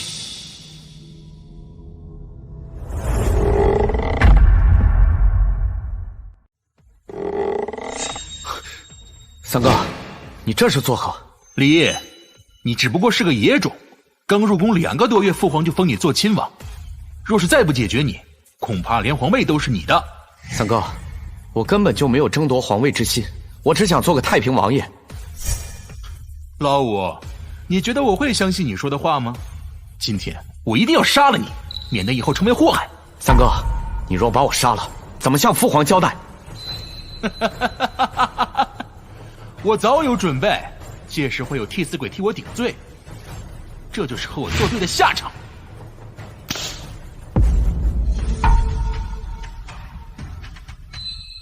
这怎么可能？老三，我就知道你要耍花招，所以早做了准备。凭你也想杀我？我就不信射不死你！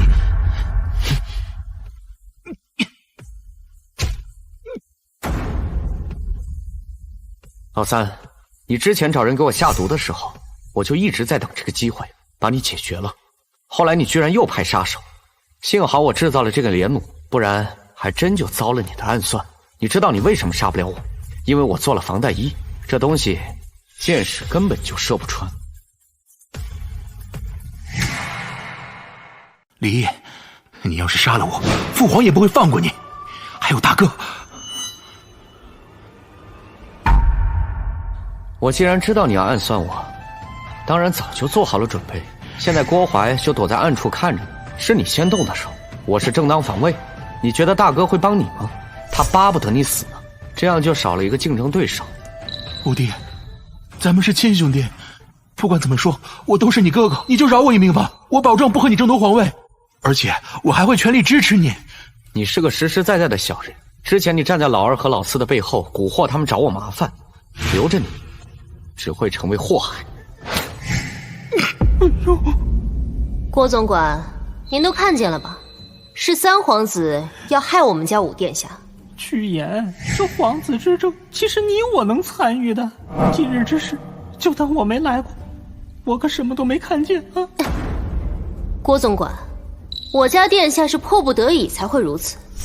你有没有想过，凭他的手段，日后必将登上皇位？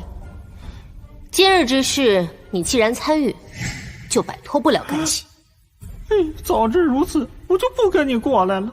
曲言，你可害死我了！事到如今，我也只有如实向皇上禀报。三皇子暗害五殿下，却被五殿下给反杀了。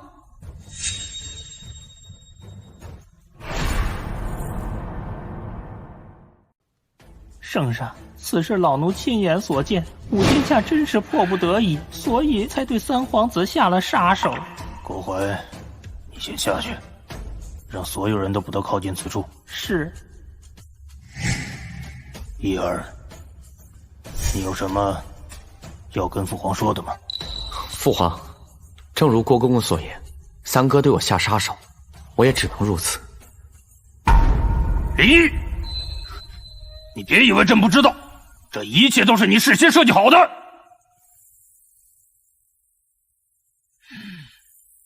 老三一直都针对你，此事朕早就知道，所以朕才在如此短的时间内将你升为亲王。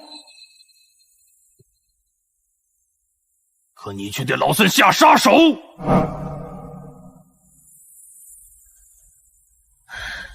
郭淮，是你安排人找去的吧？目的就是为了让他给你作证。你很清楚，朕最信任的人就是郭淮。李毅，有郭淮的口供，朕就奈何你不得了是吗？你哑巴了吗？说话！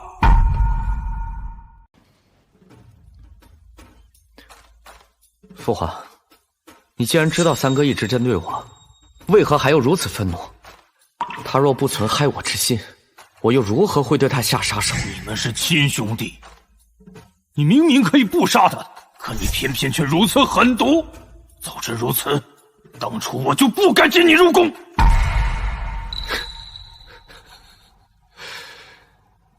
我狠毒，没错，我杀了自己的亲哥哥，的确是狠毒异常。可是父皇，你知道吗？老三这已经是第3次想要我的命了。第1次，他派人下毒，若非我懂医术，我早就死了。第2次，他派人去我4季宫行刺，幸亏我发明了连弩，这才保住一条命。今日，他约我去演武场，一箭就射中了我的胸口。若不是我穿了防弹衣，现在死的就是我了。他是你的儿子，难道我就不是吗？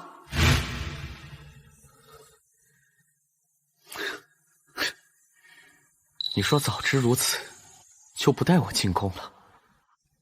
可这是我能选择的吗？我无法选择出生，无法选择自己想要的生活，被人逼着做龟公，更无法选择要不要进宫。父皇，我所经历的这一切，不都是你一手造成的吗？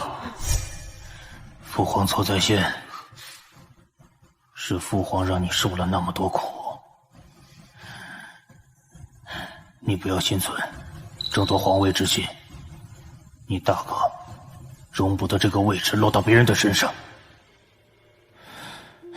你下去吧。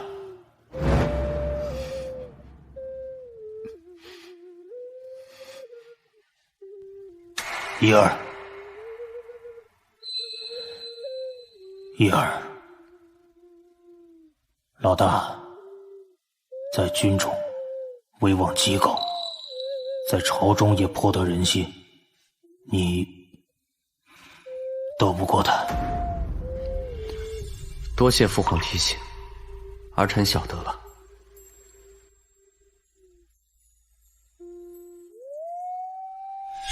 真能帮你的也只有这些了。启禀圣上，河东、河西两省遭遇虫灾，庄稼颗粒无收，百姓们正在挨饿。秦尚书，速速拨款救灾。启禀圣上，如今国库空虚，只有余银30万两，只怕难以解决两省灾民一日之餐呐。速从江南调粮，支援河东河西。禀告圣上，从江南调粮，筹集起码尚需10日，再运到两河，恐怕得有1月有余，来不及呀！银子没有，粮过不去，难道就让灾民饿死不成？父皇，儿有一法，可让当地富户把粮借给灾民，等灾情过后，灾民再偿还就是了。大哥，这有钱人的粮可不是那么好借的，他们精于算计，届时一定会让灾民们加倍奉还，若是还不上，就要掠夺他们的土地。到那个时候，灾民们恐怕连自己的土地都保不住，而且还要卖儿卖女。这么说，武帝是有好办法？敢问丞相，是什么虫子在两省肆虐？是小龙虾。小龙虾？有这东西还要什么粮食？直接吃小龙虾不就行了？武殿下让灾民吃虫子？这小龙虾可是营养丰富的食物，且味道鲜美，以此为食，足以帮灾民度过眼前饥荒。等将小龙虾吃的差不多了，朝廷的赈灾粮也该到了。简直是胡闹！自大夏开国以来，还没让百姓吃过虫子。圣上，武殿下此举定然会激起民变，此乃亡国之策。武帝，太师所言有理，若是激起民变，那可得不偿失啊。圣上，臣以为大皇子和太师所言有理啊。一儿，那小龙虾真可食用？父皇，既然大家都不相信，儿臣多说无益，不如儿臣去烹饪出一份小龙虾，请大家品尝。武殿下，您可别胡闹了，本太师可不吃虫子。臣也不吃。武殿下尽管去做，微臣愿意品尝。丞相已经彻底站在老我那边了，一儿，快去试试吧。儿臣领命。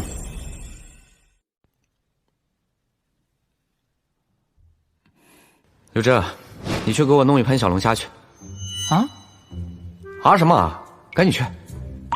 哦，是。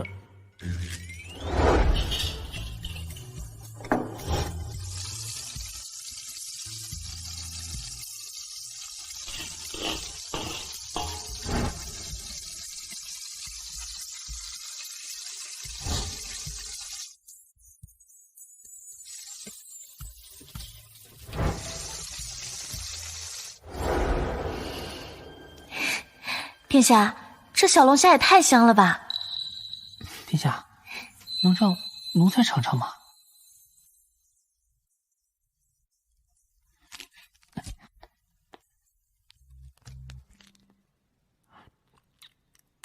啊！殿下，平日里大家都将小龙虾当作虫子，没想到竟然如此的美味，殿下，我再去抓一点。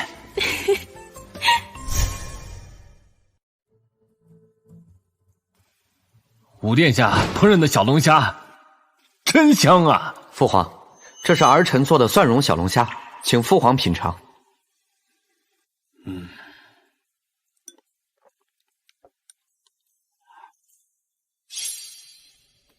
一儿所言不错，这小龙虾的确味道鲜美。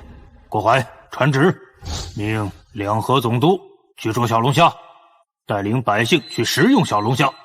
三儿，几位爱卿，你们也来尝尝。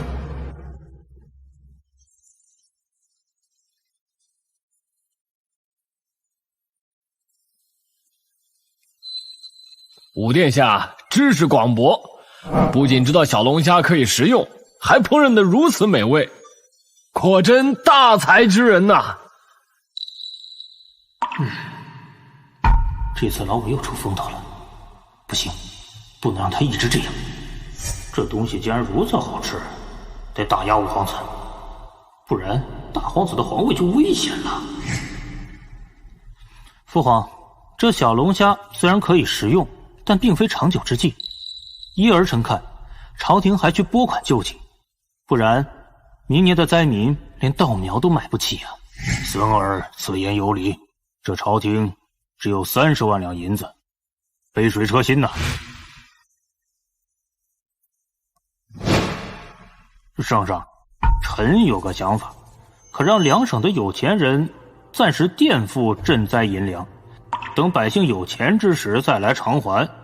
毕竟这笔钱是用在他们身上的，理应如此。我还是第一次听说朝廷赈灾所用的钱银让百姓来还，那百姓还要朝廷来干什么？哼哼，武殿下如此说，是想有更好的办法来解决此事了？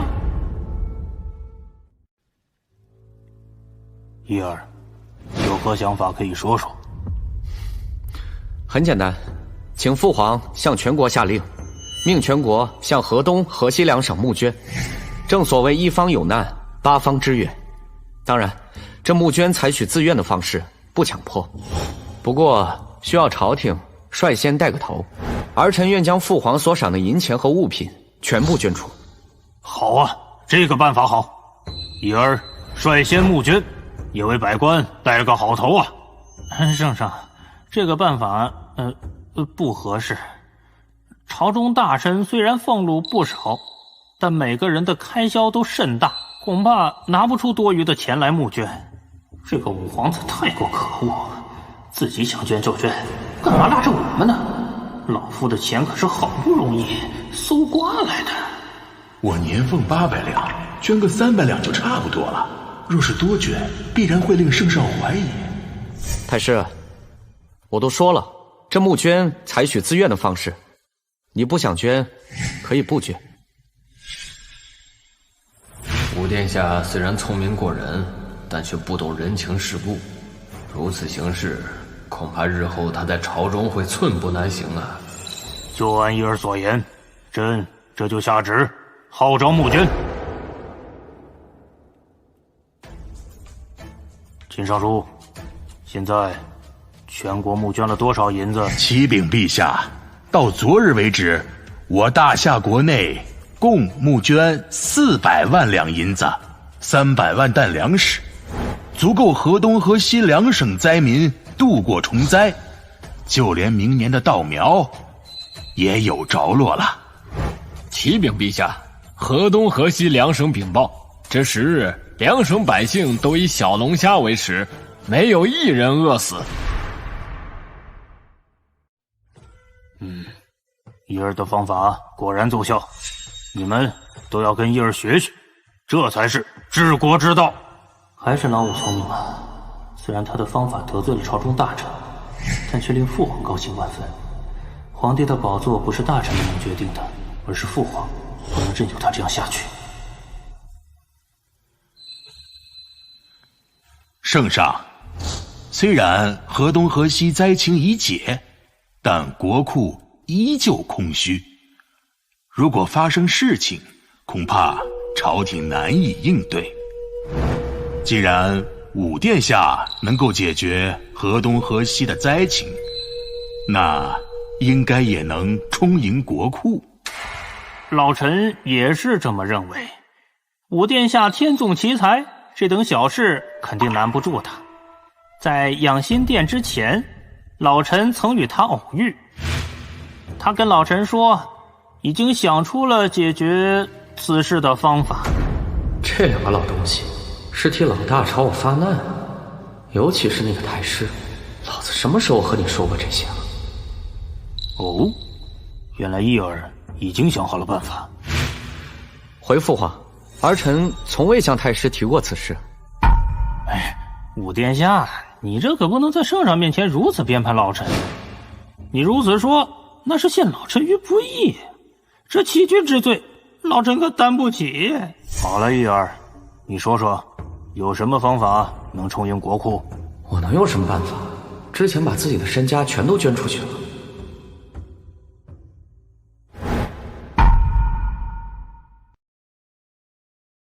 父皇，儿臣的确有办法，但还请父皇给儿臣2日时间。若武殿下2日后拿不出有效的方法，怎么办？太师，你怎么老跟我过不去啊？你身为3公之首，不为国事操心，却老盯着我。既如此，那我便与太师打个赌。若我想出办法，太师捐出全部家产；若我失败了，太师想要怎样都行。想不出办法，就别跟着添乱。父皇，儿臣先行告退。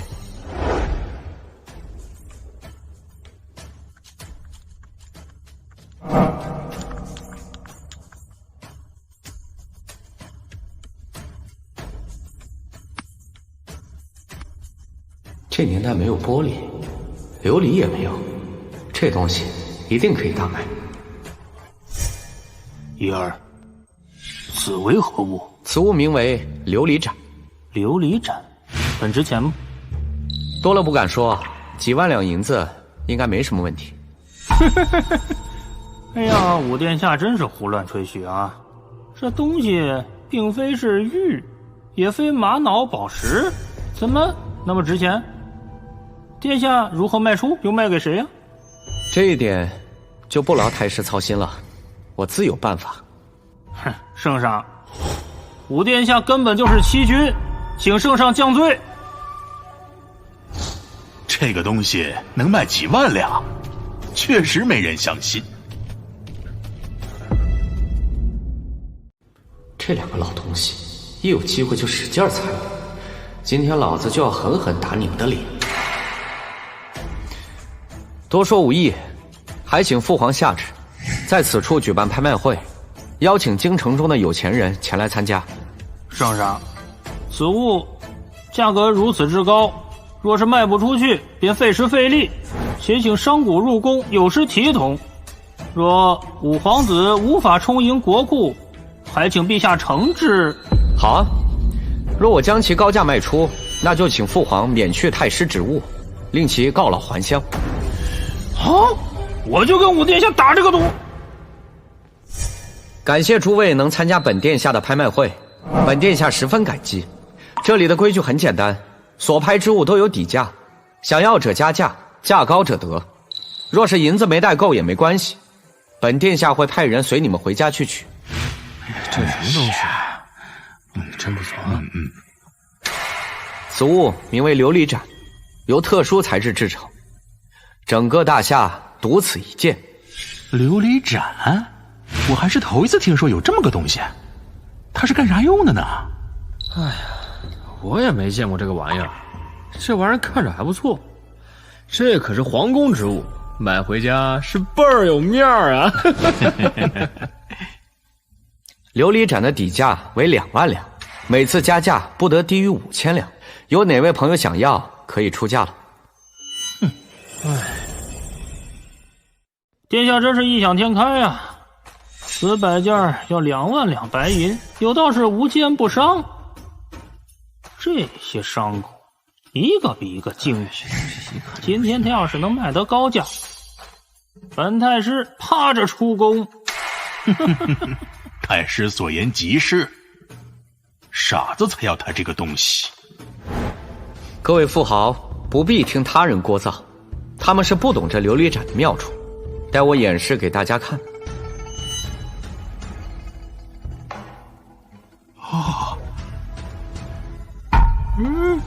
哎呀，居然有如此美丽的光芒，实在是令人陶醉啊！真难怪殿下要卖2万两银子呀！若是将此物放在家中，这神仙都要拜访啊！哎呀，妙啊！我出2万5千两，我出3万两，我出10万两。还有没有加价的？10万两，成交！恭喜这位富豪夺得琉璃盏。接下来拍卖的是一件挂件，底价为1万两，想要的朋友可以出价。我要！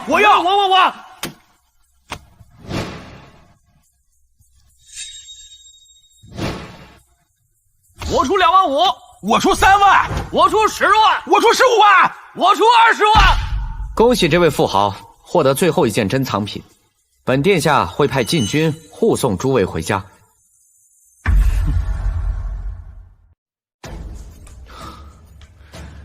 太师，不知道你有没有算过，我一共卖了多少银子？我记得太师曾与我打赌，若我将那些琉璃品卖出高价，那你就告老还乡。武殿下，本太师乃当朝首辅，你想本官辞职吗？武帝，太师为官几十载，对朝廷贡献颇大，得饶人处且饶人呢？得饶人处且饶人。若我没卖出那些东西，太师可会饶过我？武帝，你不要过火。圣上驾到！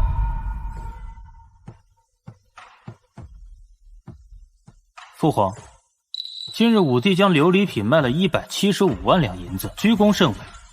儿臣请父皇重重赏赐武帝。女儿竟然卖了这么多银子，你说需要什么奖赏？父皇，为朝廷分忧乃是儿臣的本分，儿臣无需奖赏，但儿臣与太师的赌约需要履行。圣上，之前只是老臣与武殿下的玩笑话，当不得真，望圣上明鉴。是啊，父皇，太师功高劳苦，若因为此事就将其贬出朝廷，可能会让他人寒心呢。你们是说这人可以说话不算数是吗？太师是当着朕的面打下的赌约，今日输了就想赖账？是圣上。老二和老四都是父皇的亲儿子，他们输了赌约都被赶出了皇宫，更何况你一个外人。太师既然输了，就要履行赌约，明日递上辞呈，告老还乡吧。父皇，太师一生辛劳，临走之时，朝廷应该看看太师还有多少家财，是否需要朝廷的帮助。毕竟曾是太师，不能让他走得太寒酸。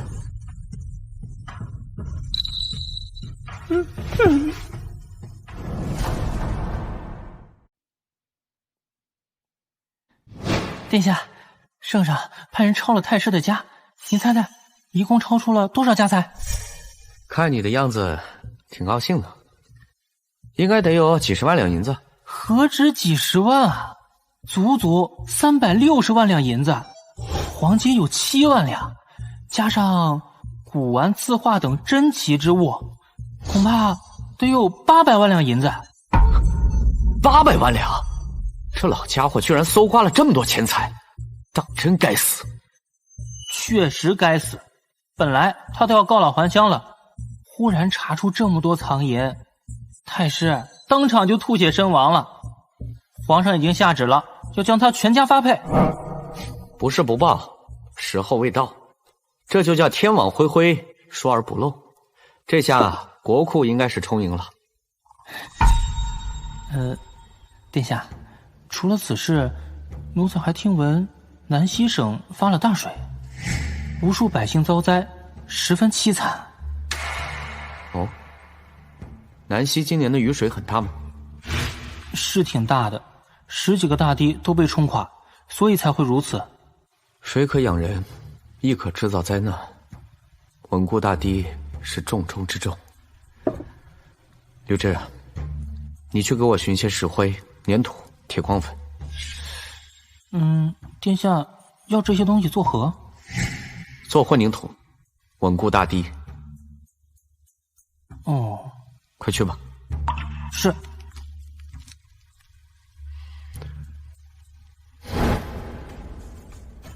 碧儿，你为何拿着砖头来此？听闻南溪大雨，10几座大堤被冲毁，儿臣特地发明了这混凝土，用来加固大坝，替父皇解忧。原来这位就是武殿下呀！你刚才说什么？用这东西来加固堤坝？这位是襄王吴忠，大夏唯一的异姓王，南溪便归襄王管辖。你害得我儿子蹲大狱，老子得让你好好的出出丑。原来是吴征的老爹，看你儿子的奏行，你也肯定不是什么好东西。此物可以加固堤坝。武殿下先是身居青楼，后又回到了宫中，除了喝水之外，恐怕与水就再无交道。怎么会懂得治水？有这种天真的想法，也不稀奇。听襄王所言，你定然是懂得治水的。既如此，那南溪为何会有10几处堤坝被冲毁？当然是雨水太大，堤坝经受不住，才会如此。也就是说，你对降水量预估不足，又或者是堤坝根本就没有建的牢靠。哼，武殿下休要信口雌黄，下多大的雨是老天爷决定的，而不是我。说本王对堤坝修建的不牢靠，哼，你有何证据？拿块破砖就说要加固堤坝？武殿下，你真是异想天开。若以此物建造堤坝，恐怕连第一波河汛都撑不住吧。好了，别吵了，现在最重要的是如何加固大坝。碧儿，说说你这东西。启禀父皇，此物名为混凝土，结实异常，若用它来加固大堤，可保万无一失。哼，武帝，我知道你善于制造东西，但就这么一个小东西就想加强堤坝，哼，实在让人难以信服啊。大皇子言之有理，圣上，武殿下的话不能信。若以此物加固堤坝，届时堤坝被毁，遭殃的是百姓。哎呀，是啊，这堤坝之事必须是慎之又慎，只用此物加固，是否有所不妥呀？敢问襄王，是以何物加固堤坝？当然是土石青砖了。父皇，此物的硬度是青砖的6倍，即使遇到大水冲刷也不会损坏。若将此物置于大堤之中，外面再加以混凝土封住，可保大堤100年无恙。100年？我看第一轮都挡不住吧。武殿下，还是老老实实做你的皇子，还是少操心其他的事情吧。既如此，那便做个实验吧。郭总管，劳烦拿个铁锤过来。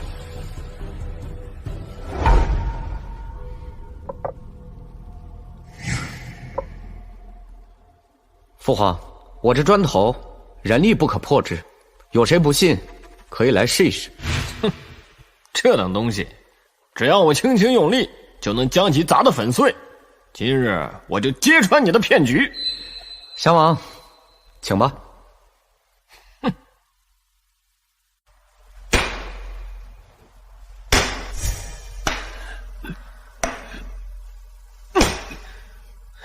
襄王，您这是没吃饭吗？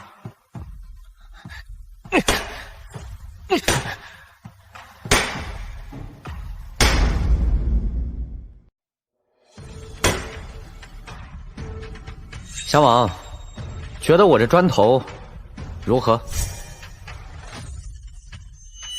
看来这伊尔所造的混凝土确实是很结实。既如此，那就用它加固堤坝。父皇，这混凝土固然结实，但用在堤坝上需要内外兼用。儿臣这就绘制大堤的加固图，还有混凝土的制作方法，一并送给襄王。好，伊尔不仅聪慧过人，且胸襟广阔，不像有些人小肚鸡肠。伊尔，有你在，朕就放心了。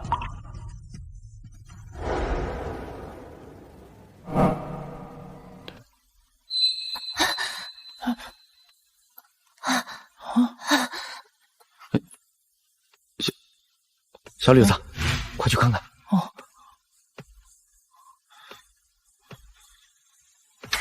殿下，是个禁军，已经昏迷了。禁军？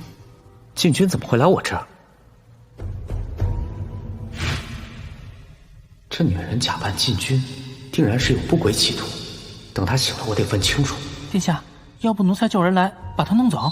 不，这件事情我来处理，你不用管了。是。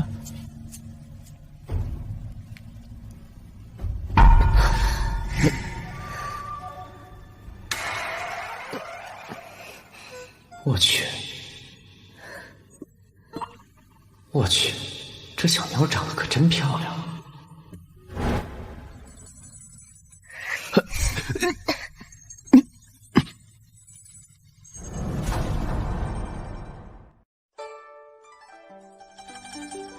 你这个登徒子，竟敢对我做出这等事情！美女，我可没想对你做什么，是你硬拉我上床的，我是被你强迫的。我杀了你！美女，你还讲不讲道理？明明是你那个了我是被强迫的，吃亏的是我好吗？我是被人下药才会如此，难道你会看不出来吗？没看出来。冤有头，债有主，谁给你下药，你就去找谁嘛。你在我这逞凶算什么嘛？对了，是谁要害你？不关你的事，我们之间就当什么都没有发生过，我也没到过这里。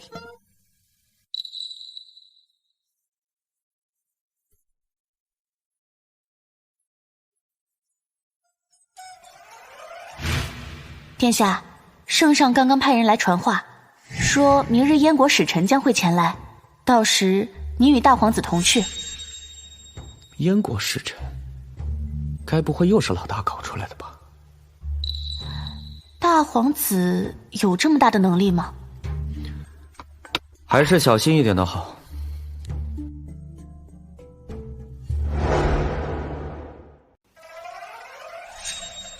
燕国公主慕容羽拜见大夏皇帝。这不是昨晚那个小妞吗？她竟然是燕国公主。慕容公主，不必客气，不知来我大夏所为何事？这是昨晚那个人吗？他居然坐在这里，看样子他就是大夏的五皇子。燕夏两国近些年来纷争不断，时常会起摩擦，尤其是边境几城，百姓苦不堪言。现在我大燕国想出了一个折中的办法，不动刀兵便能解决此事，不知大夏皇帝可否应允？是啊，这最近几年我们两国的确是摩擦不断，若真有这种办法，那朕自然是无有不许。不知公主有何方法？很简单，用此物便可。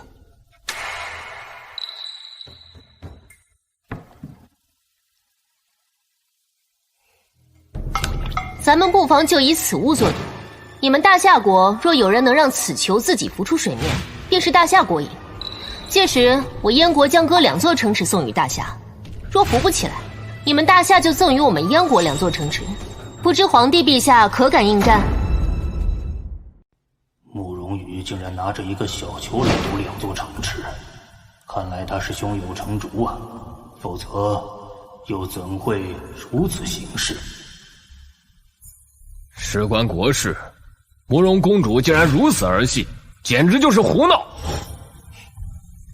那就是说你们大夏国不敢接这个赌注了？刚刚皇帝陛下可是亲口同意的，怎么这么快就不认账了？听闻大夏人杰地灵，能人辈出，今日一见，我才知道根本就不是那么回事。你们大夏有的只是无种之人。大胆，竟敢羞辱我大夏之人！慕容公主，你可知道自己身处何处？羞辱你们又能怎样？连个赌都不敢接，你们大夏国人全都是废物。不过是玩密度差而已，我大夏有何不敢跟你打赌的？这个无耻，昨夜非礼，今天竟然还敢与我作对。早知如此，昨夜我就该杀了他。你算什么东西？凭什么与本公主说话？放肆！此乃我大夏国的武殿下。那他说话算数吗？自然是算数。武帝，此事不可鲁莽。铜球入水，如何自己浮起？哼，若是简单，慕容公主也不会以此物作为赌注。殿下所言有理，事关边境两城，武殿下不可胡来啊！父皇已经应允了，难道我们大夏要说话不算话吗？被人家一个小小的球就给吓到了，那传出去，我们大夏威严何在？一儿所言有理，慕容公主，这赌注我大夏接了。既如此，那便请吧。不过咱们事先定好规矩，在此过程中不可用手或者借助工具，你们可感应？浮个球而已，这么简单的事情，何须借助工具？大夏在诸国之中号称文武第一，依我看是吹牛第一才对。此铜球落水即沉，重量必然不轻，不用工具如何能浮得起来？一儿，不要逞强。父皇，儿臣有一法子可试。哦，那就试试吧。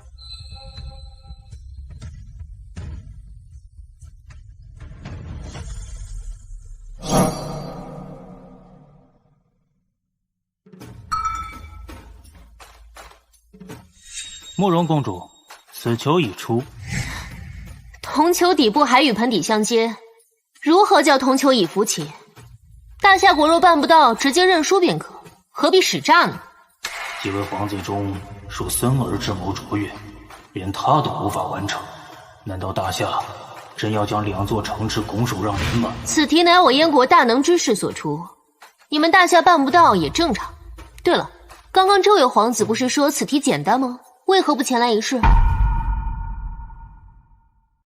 好啊，要我出手呀？那之前那点赌注可不够了。你若能完成，让我如何都行。如何都行？你说可算？我乃燕国公主，此次前来就是代表燕国行事，我说的话就等于是我父皇说的。好，既如此，那除了刚才的两座城，咱们再加点赌注。若我大夏赢了，你就嫁入大夏，如何？那要是我赢了呢？你赢了，那我这皇子便入赘你们燕国，这样公平吗？呸！不要脸！谁要让你入赘？皇帝陛下，既然贵国皇子要加赌注，依我看，咱们不如将城池的数量提升至3座，谁输了就拿出3座城池来。武帝，3座城池可不是开玩笑，若是没把握，切不可逞强。孙儿说的有理，一儿，遇事要慎重。请父皇大哥放心，小小铜球而已，难不倒我。郭公公，劳烦你帮我取点东西。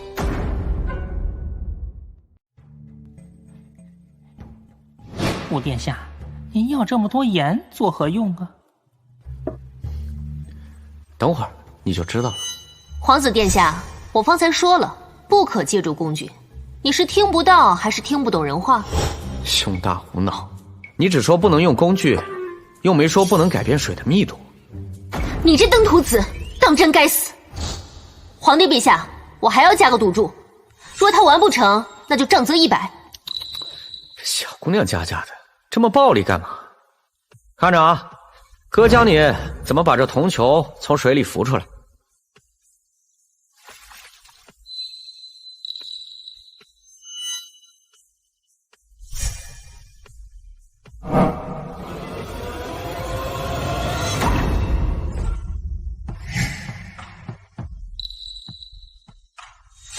慕容公主，你现在还有什么想说的吗？你是如何做到的？这铜球落水之时，声音清脆，必定是中空之物。只要改变水的密度，自然就浮起来了。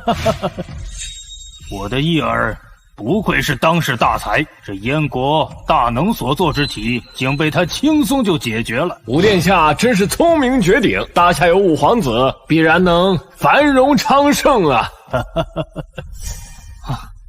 五弟当真是厉害啊！老五的才智超出了我的意料，父皇又对他如此宠爱，现在连丞相都站在了他那边，而且他还制造了那么多的东西，在军中威望极高，对我的威胁越来越大了。看样子，我的计划要提前了。你这是投机取巧，算不得输。输了就耍赖，我只是用了最简单快捷的方法而已，这也叫投机取巧？况且，你也没说不能这样。原来燕国如此的霸道，只准别人输，不准别人赢。以公主的说法，是不是不管我们输赢，都要将那3座城池送给你们燕国？慕容公主，既然你输了赌约，那你们燕国就需要交出3座城池，否则的话，我大夏之君就会兵临城下。郭淮，拿国书来，让慕容公主给签了。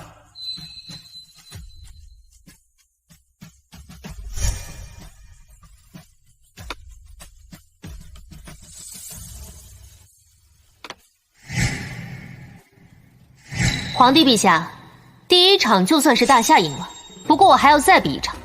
这次我们燕国独5座城池，不知皇帝陛下可敢应战？哦，慕容公主还要比什么？大夏自称文学乃是天下第一，那今日我就与你们比对对联。要与我们比对对联？慕容公主，你这不是主动送城池给我们吗？既然慕容公主有此雅兴，那这比试朕接了，只凭这殿内之人，便可令你输得心服口服。皇帝陛下切莫高兴得太早，对联并非由我来出，而是由文殊阁的聂远聂大才子。在下聂远见过大夏皇帝陛下。陛下，文殊阁乃是天下文人的最高殿堂，这聂远又是文殊阁中的大才之人，他出的对子，定然是难上加难呢。没想到，这燕国竟能请出文殊阁的人。3、2、1、2，这比试就看你们俩的了。父皇放心，定不会让父皇失望的。皇帝陛下，在下觉得只有他们2位不足以与在下匹敌，还请陛下张贴皇榜，将大夏的所有名士都请过来，不然在下会觉得不过瘾。聂远，你休得猖狂！我大夏的2位殿下都乃文学奇才，定然能对得上你的对子。哼，那就试试。我出一上对，看看2位殿下能否对得工整。听好了，1乡2里共3夫子，不识4书5经6艺，竟敢教7、8、9子，十分大胆。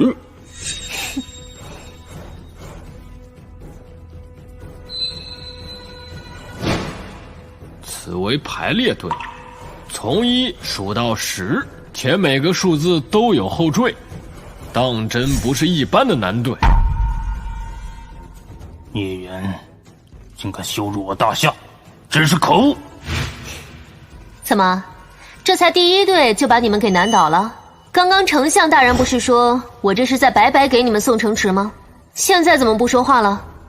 还有2位皇子，你们不都是大才之人，那就赶紧对。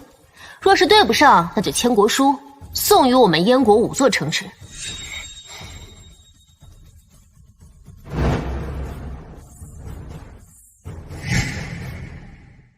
3、2、1、2，你们可能对得出？父皇，此对着实太难，儿臣对不出。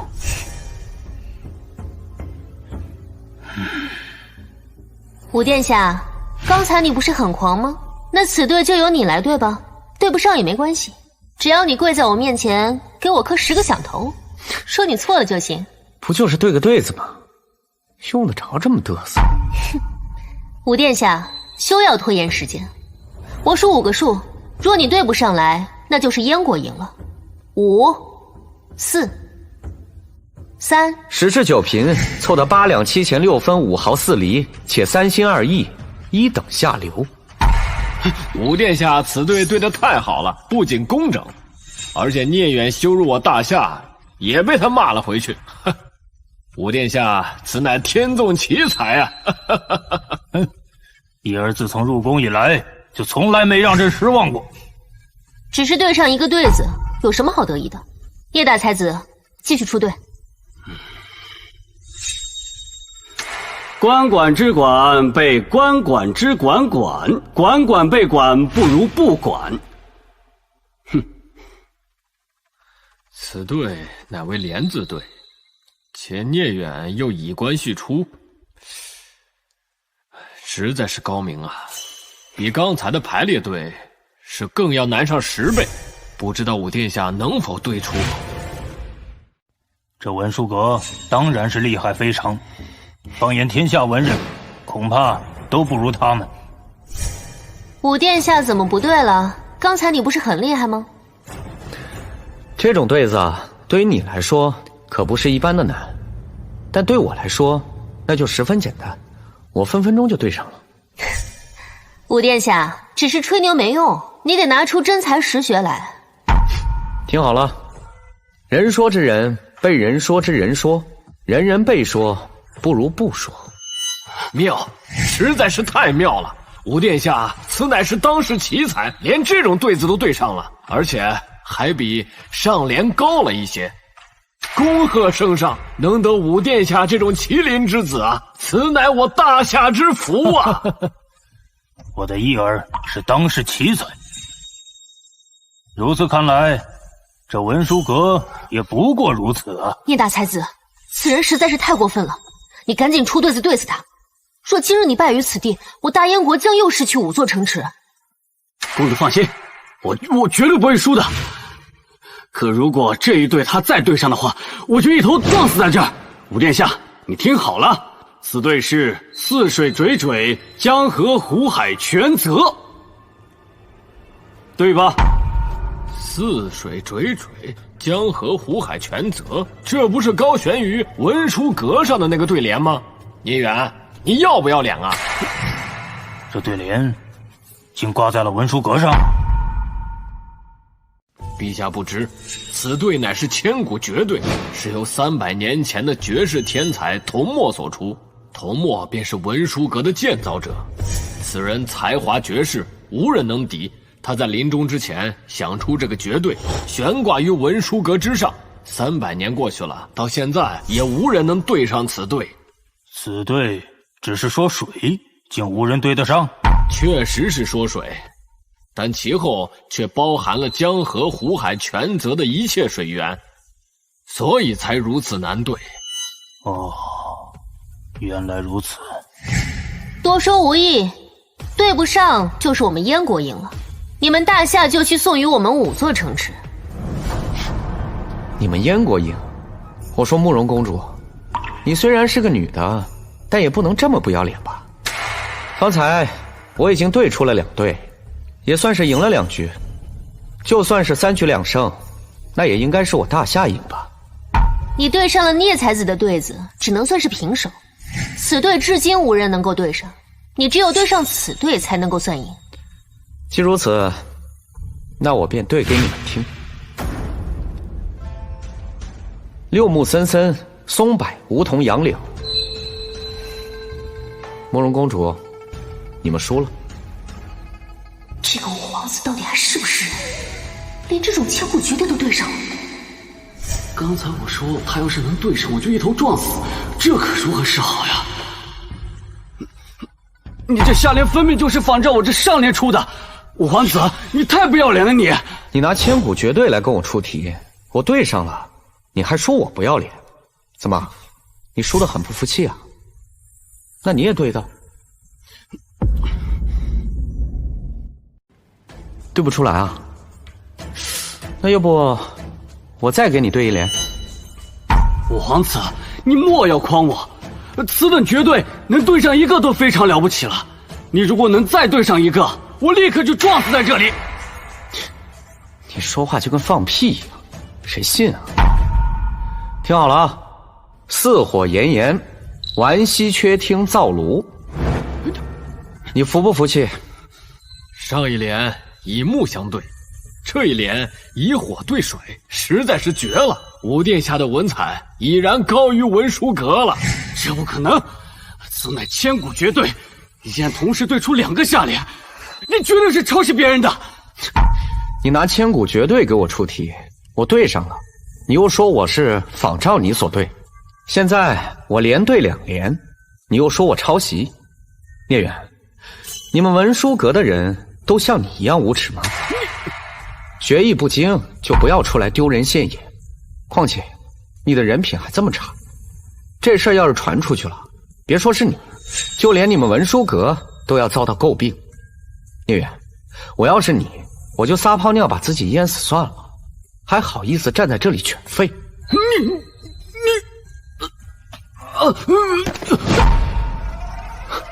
这对子本是消遣娱乐，这聂大才子竟然把自己对到晕厥，真是空前绝后啊！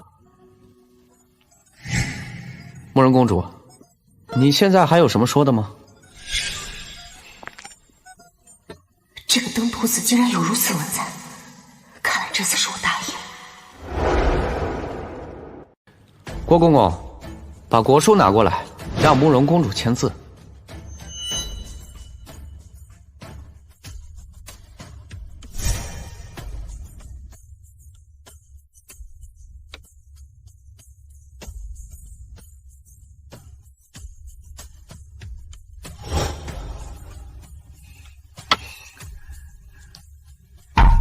李毅，这次算是你赢了，不过你给我记住，我不会放过你的。届时咱们新账旧账一起算。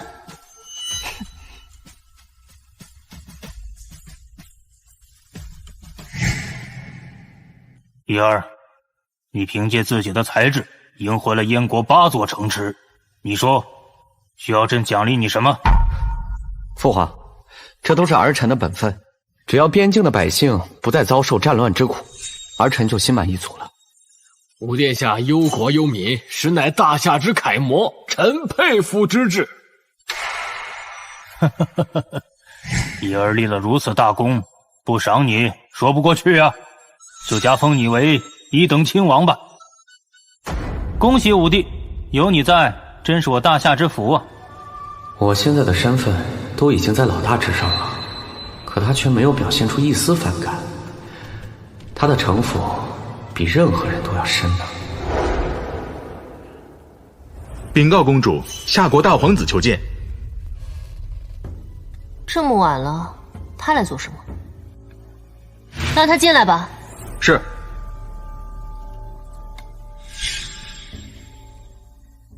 不知大皇子到此所为何事？慕容公主不要误会，我不是来找麻烦的。那你来做什么？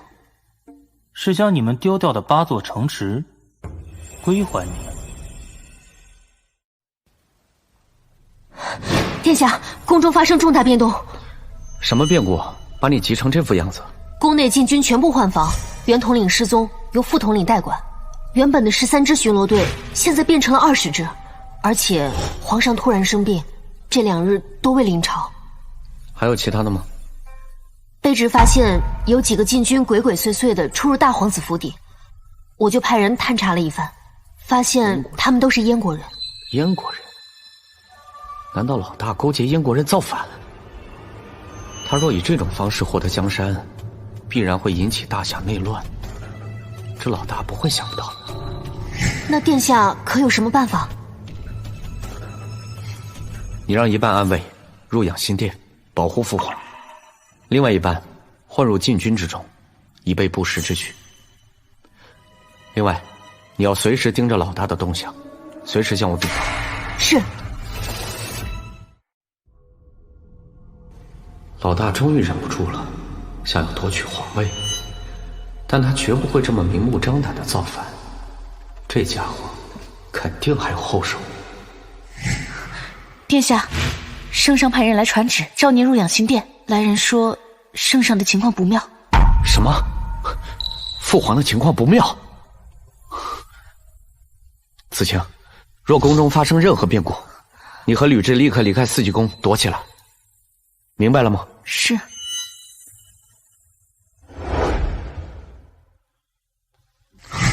父皇如何了？太医说，父皇中毒了。中毒？我怎么感觉是个圈套呢？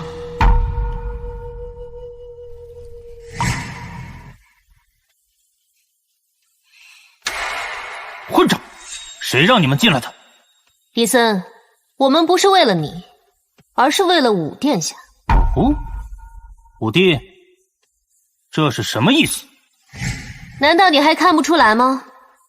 我们大燕国支持武殿下登基，现在四周都已经被我们包围了，谁敢反对，就地格杀。武殿下竟然勾结燕国，想要谋权篡位，这就知道这是个圈套，难怪老大敢明目张胆的换防进军，原来是诬陷我要造反。哼，武帝，他说的可是真的？莫非父皇中毒也跟你有关？武殿下，圣上对你体恤有加，刚封了你做一等亲王，你居然就造反，还谋害陛下，当真可诛啊！大皇子，诸位大人，圣上中毒的确是武殿下所为。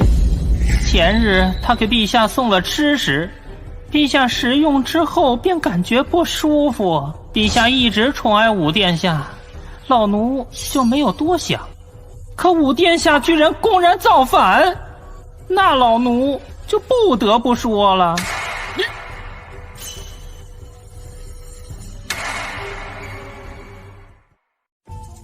郭公公，我真没想到你也竟被我大哥收买了。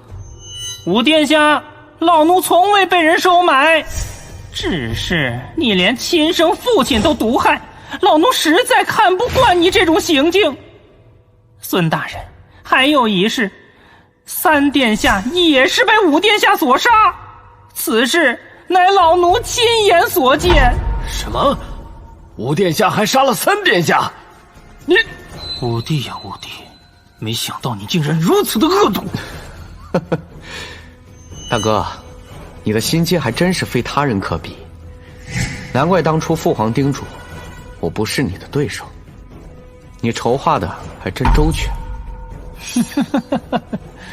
武帝啊武帝，都到什么时候了，还在诬陷我？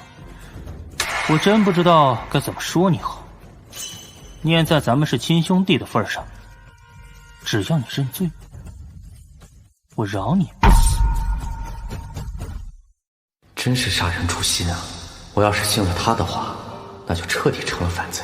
既然诸位都觉得我造反，那我再怎么解释也没用。慕容公主，你既然过来协助我造反，那就把他们都杀了，辅助我登基。慕容公主，你跟随武帝造反，大夏能走得出去吗？我大哥说的对，有些人利用完了就应该杀掉，免得他把不该说的事情说出去，只有死人才不会透露任何消息。慕容公主，你不是来辅助我造反的吗？还在等什么？动手啊！武殿下，我想清楚了，我不能一错再错，所以我不能帮你登上帝位了。你们几个将其拿下。圣旨到。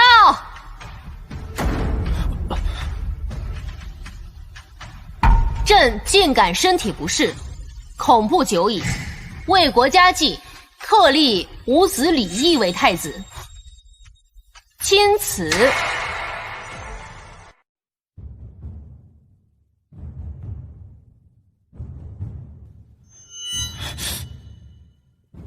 怎么可能？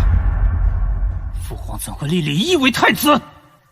圣旨是陛下前日亲自交到我手中，怎会有假？陛下身体不适，特立武殿下为太子，总理朝政。你们假传圣旨，积罪当诛！来人，将其拿下！慢，我看谁敢！陛下，这陛下，玄儿，这都是你做的好事。哼，原来这一切都是父皇安排好的。哼，据说有人说你试图谋反，但朕还不十分相信。今日一试，果然如此。三儿，你太让朕失望了！你企图买通郭怀，在朕的饭食里下毒。幸亏郭怀对朕忠心，否则的话，朕遭你的毒手了。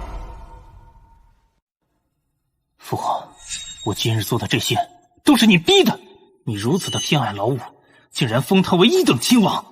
既然事情已经到了这个地步，那我也别无选择了。来人！来人！你觉得还会有人帮你吗？哼！慕容公主，你身为燕国公主，协助我造反，大夏会放过你吗？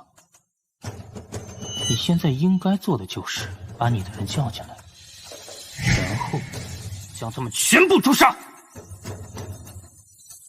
在我称帝之后，定封你为后。慕容羽，你已经是我的女人了，我俩已经有了夫妻之实，难道你还想谋杀亲夫？原来那一夜你是去了武帝那儿。殿下，你子清，此事我未与你说，是我的不对。不过你放心，我不会辜负你的。你这个登徒子，毁我清白，我又如何能帮你？慕容羽，那夜的情况你很清楚，我猜是大哥给你下的药吧？他想让你死心塌地的为他卖命，即便现在也是如此。闭嘴！我为何要闭嘴？是说中你的心事吗？慕容羽，你可要考虑清楚，他当不了皇帝。你是我的女人，之前的事情可以不追究，而且我会娶你。慕容公主，不要听信李毅之言，他是在骗你。形势已经很明朗了，我希望你不要做出错误的选择。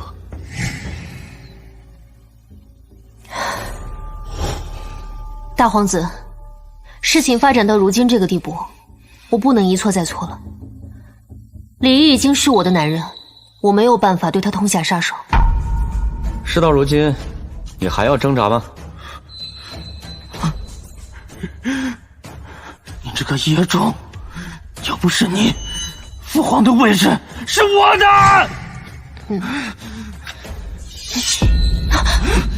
我杀了你！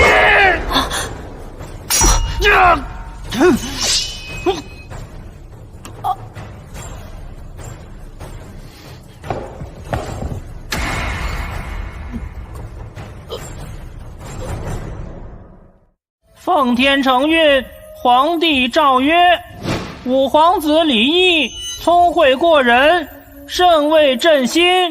今日封李毅为太子，钦此。陛下圣明，臣等恭贺太子。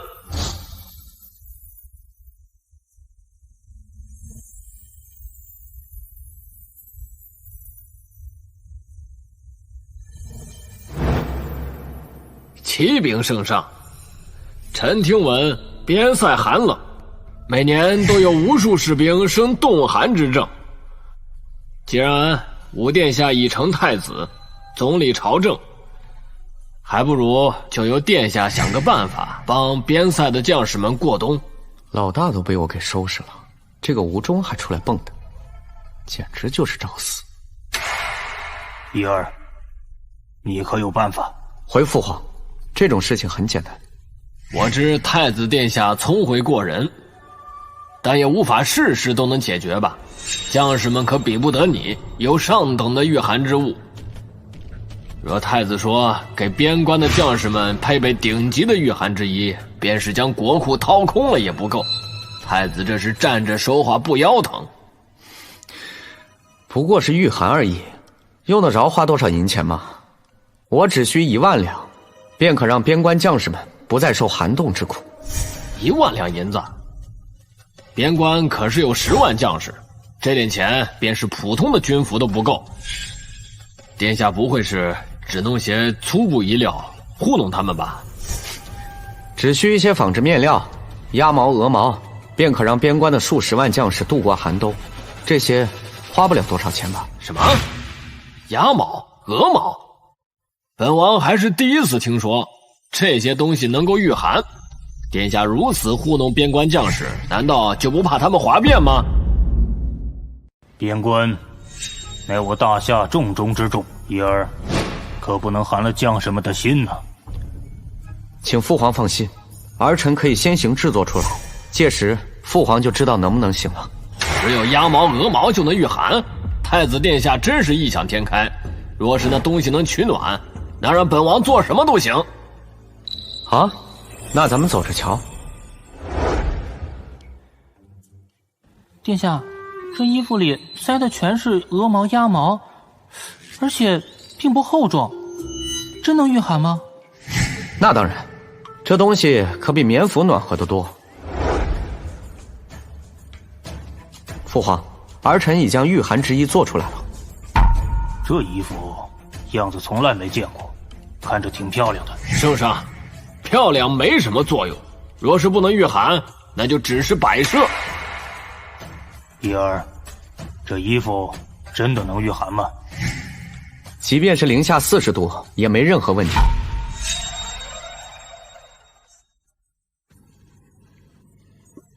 啊，我的意思是说，即便是很冷的天，只要穿上它，就感觉不到那么冷了。这衣服是用鸭毛和鹅毛做的？嗯，对。鸭毛和鹅毛怎能御寒？殿下是在坑害边关将士。既然襄王质疑我，那就由襄王来试穿一下这衣服。好，那本王就试试殿下所做的寒衣。若是无法御寒，还请圣上责罚。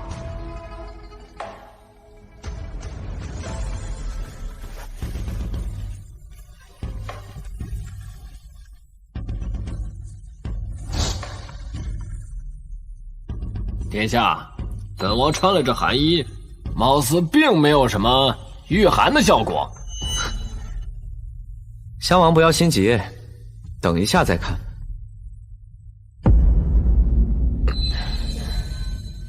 襄王，感觉如何？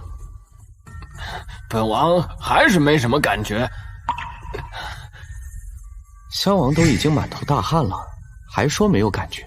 你如此明目张胆的撒谎，简直就是欺君！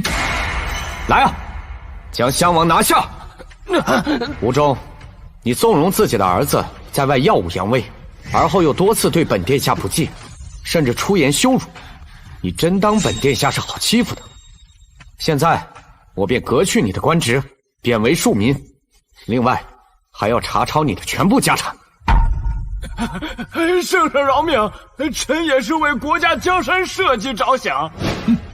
吴忠，你是我大夏唯一的异姓王，本来朕念你祖上有功，才保留了你这个王位，没想到你一再的难为太子，你羞辱他就是在羞辱朕，把他打入大牢，没有朕和太子的旨意，不得释放。圣上饶命，饶命啊！太子殿下，臣不敢了。奉天承运，皇帝诏曰：朕在位37载，深感疲惫，今日便将皇位传位于太子，钦此。太子请上前。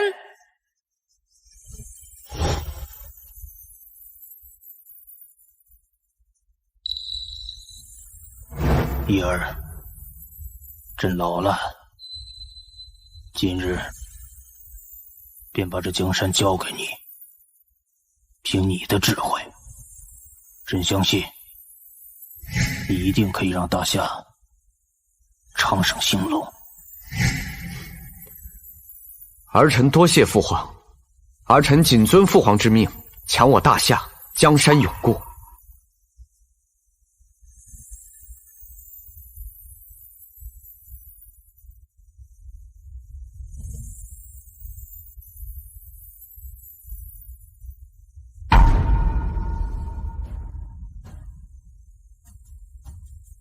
朕今日登基，大赦天下，封颜子晴为皇后，坐镇东宫。谢主隆恩。封慕容羽为贵妃，坐镇西宫。谢主隆恩。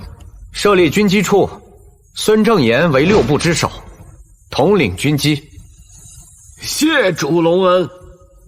设锦衣卫，屈延为锦衣卫指挥使。谢主隆恩。朕为人一向赏罚分明，有功者赏，有过者罚。从明日起，朕将推行新政，凡有阻拦者，一律诛杀。万岁！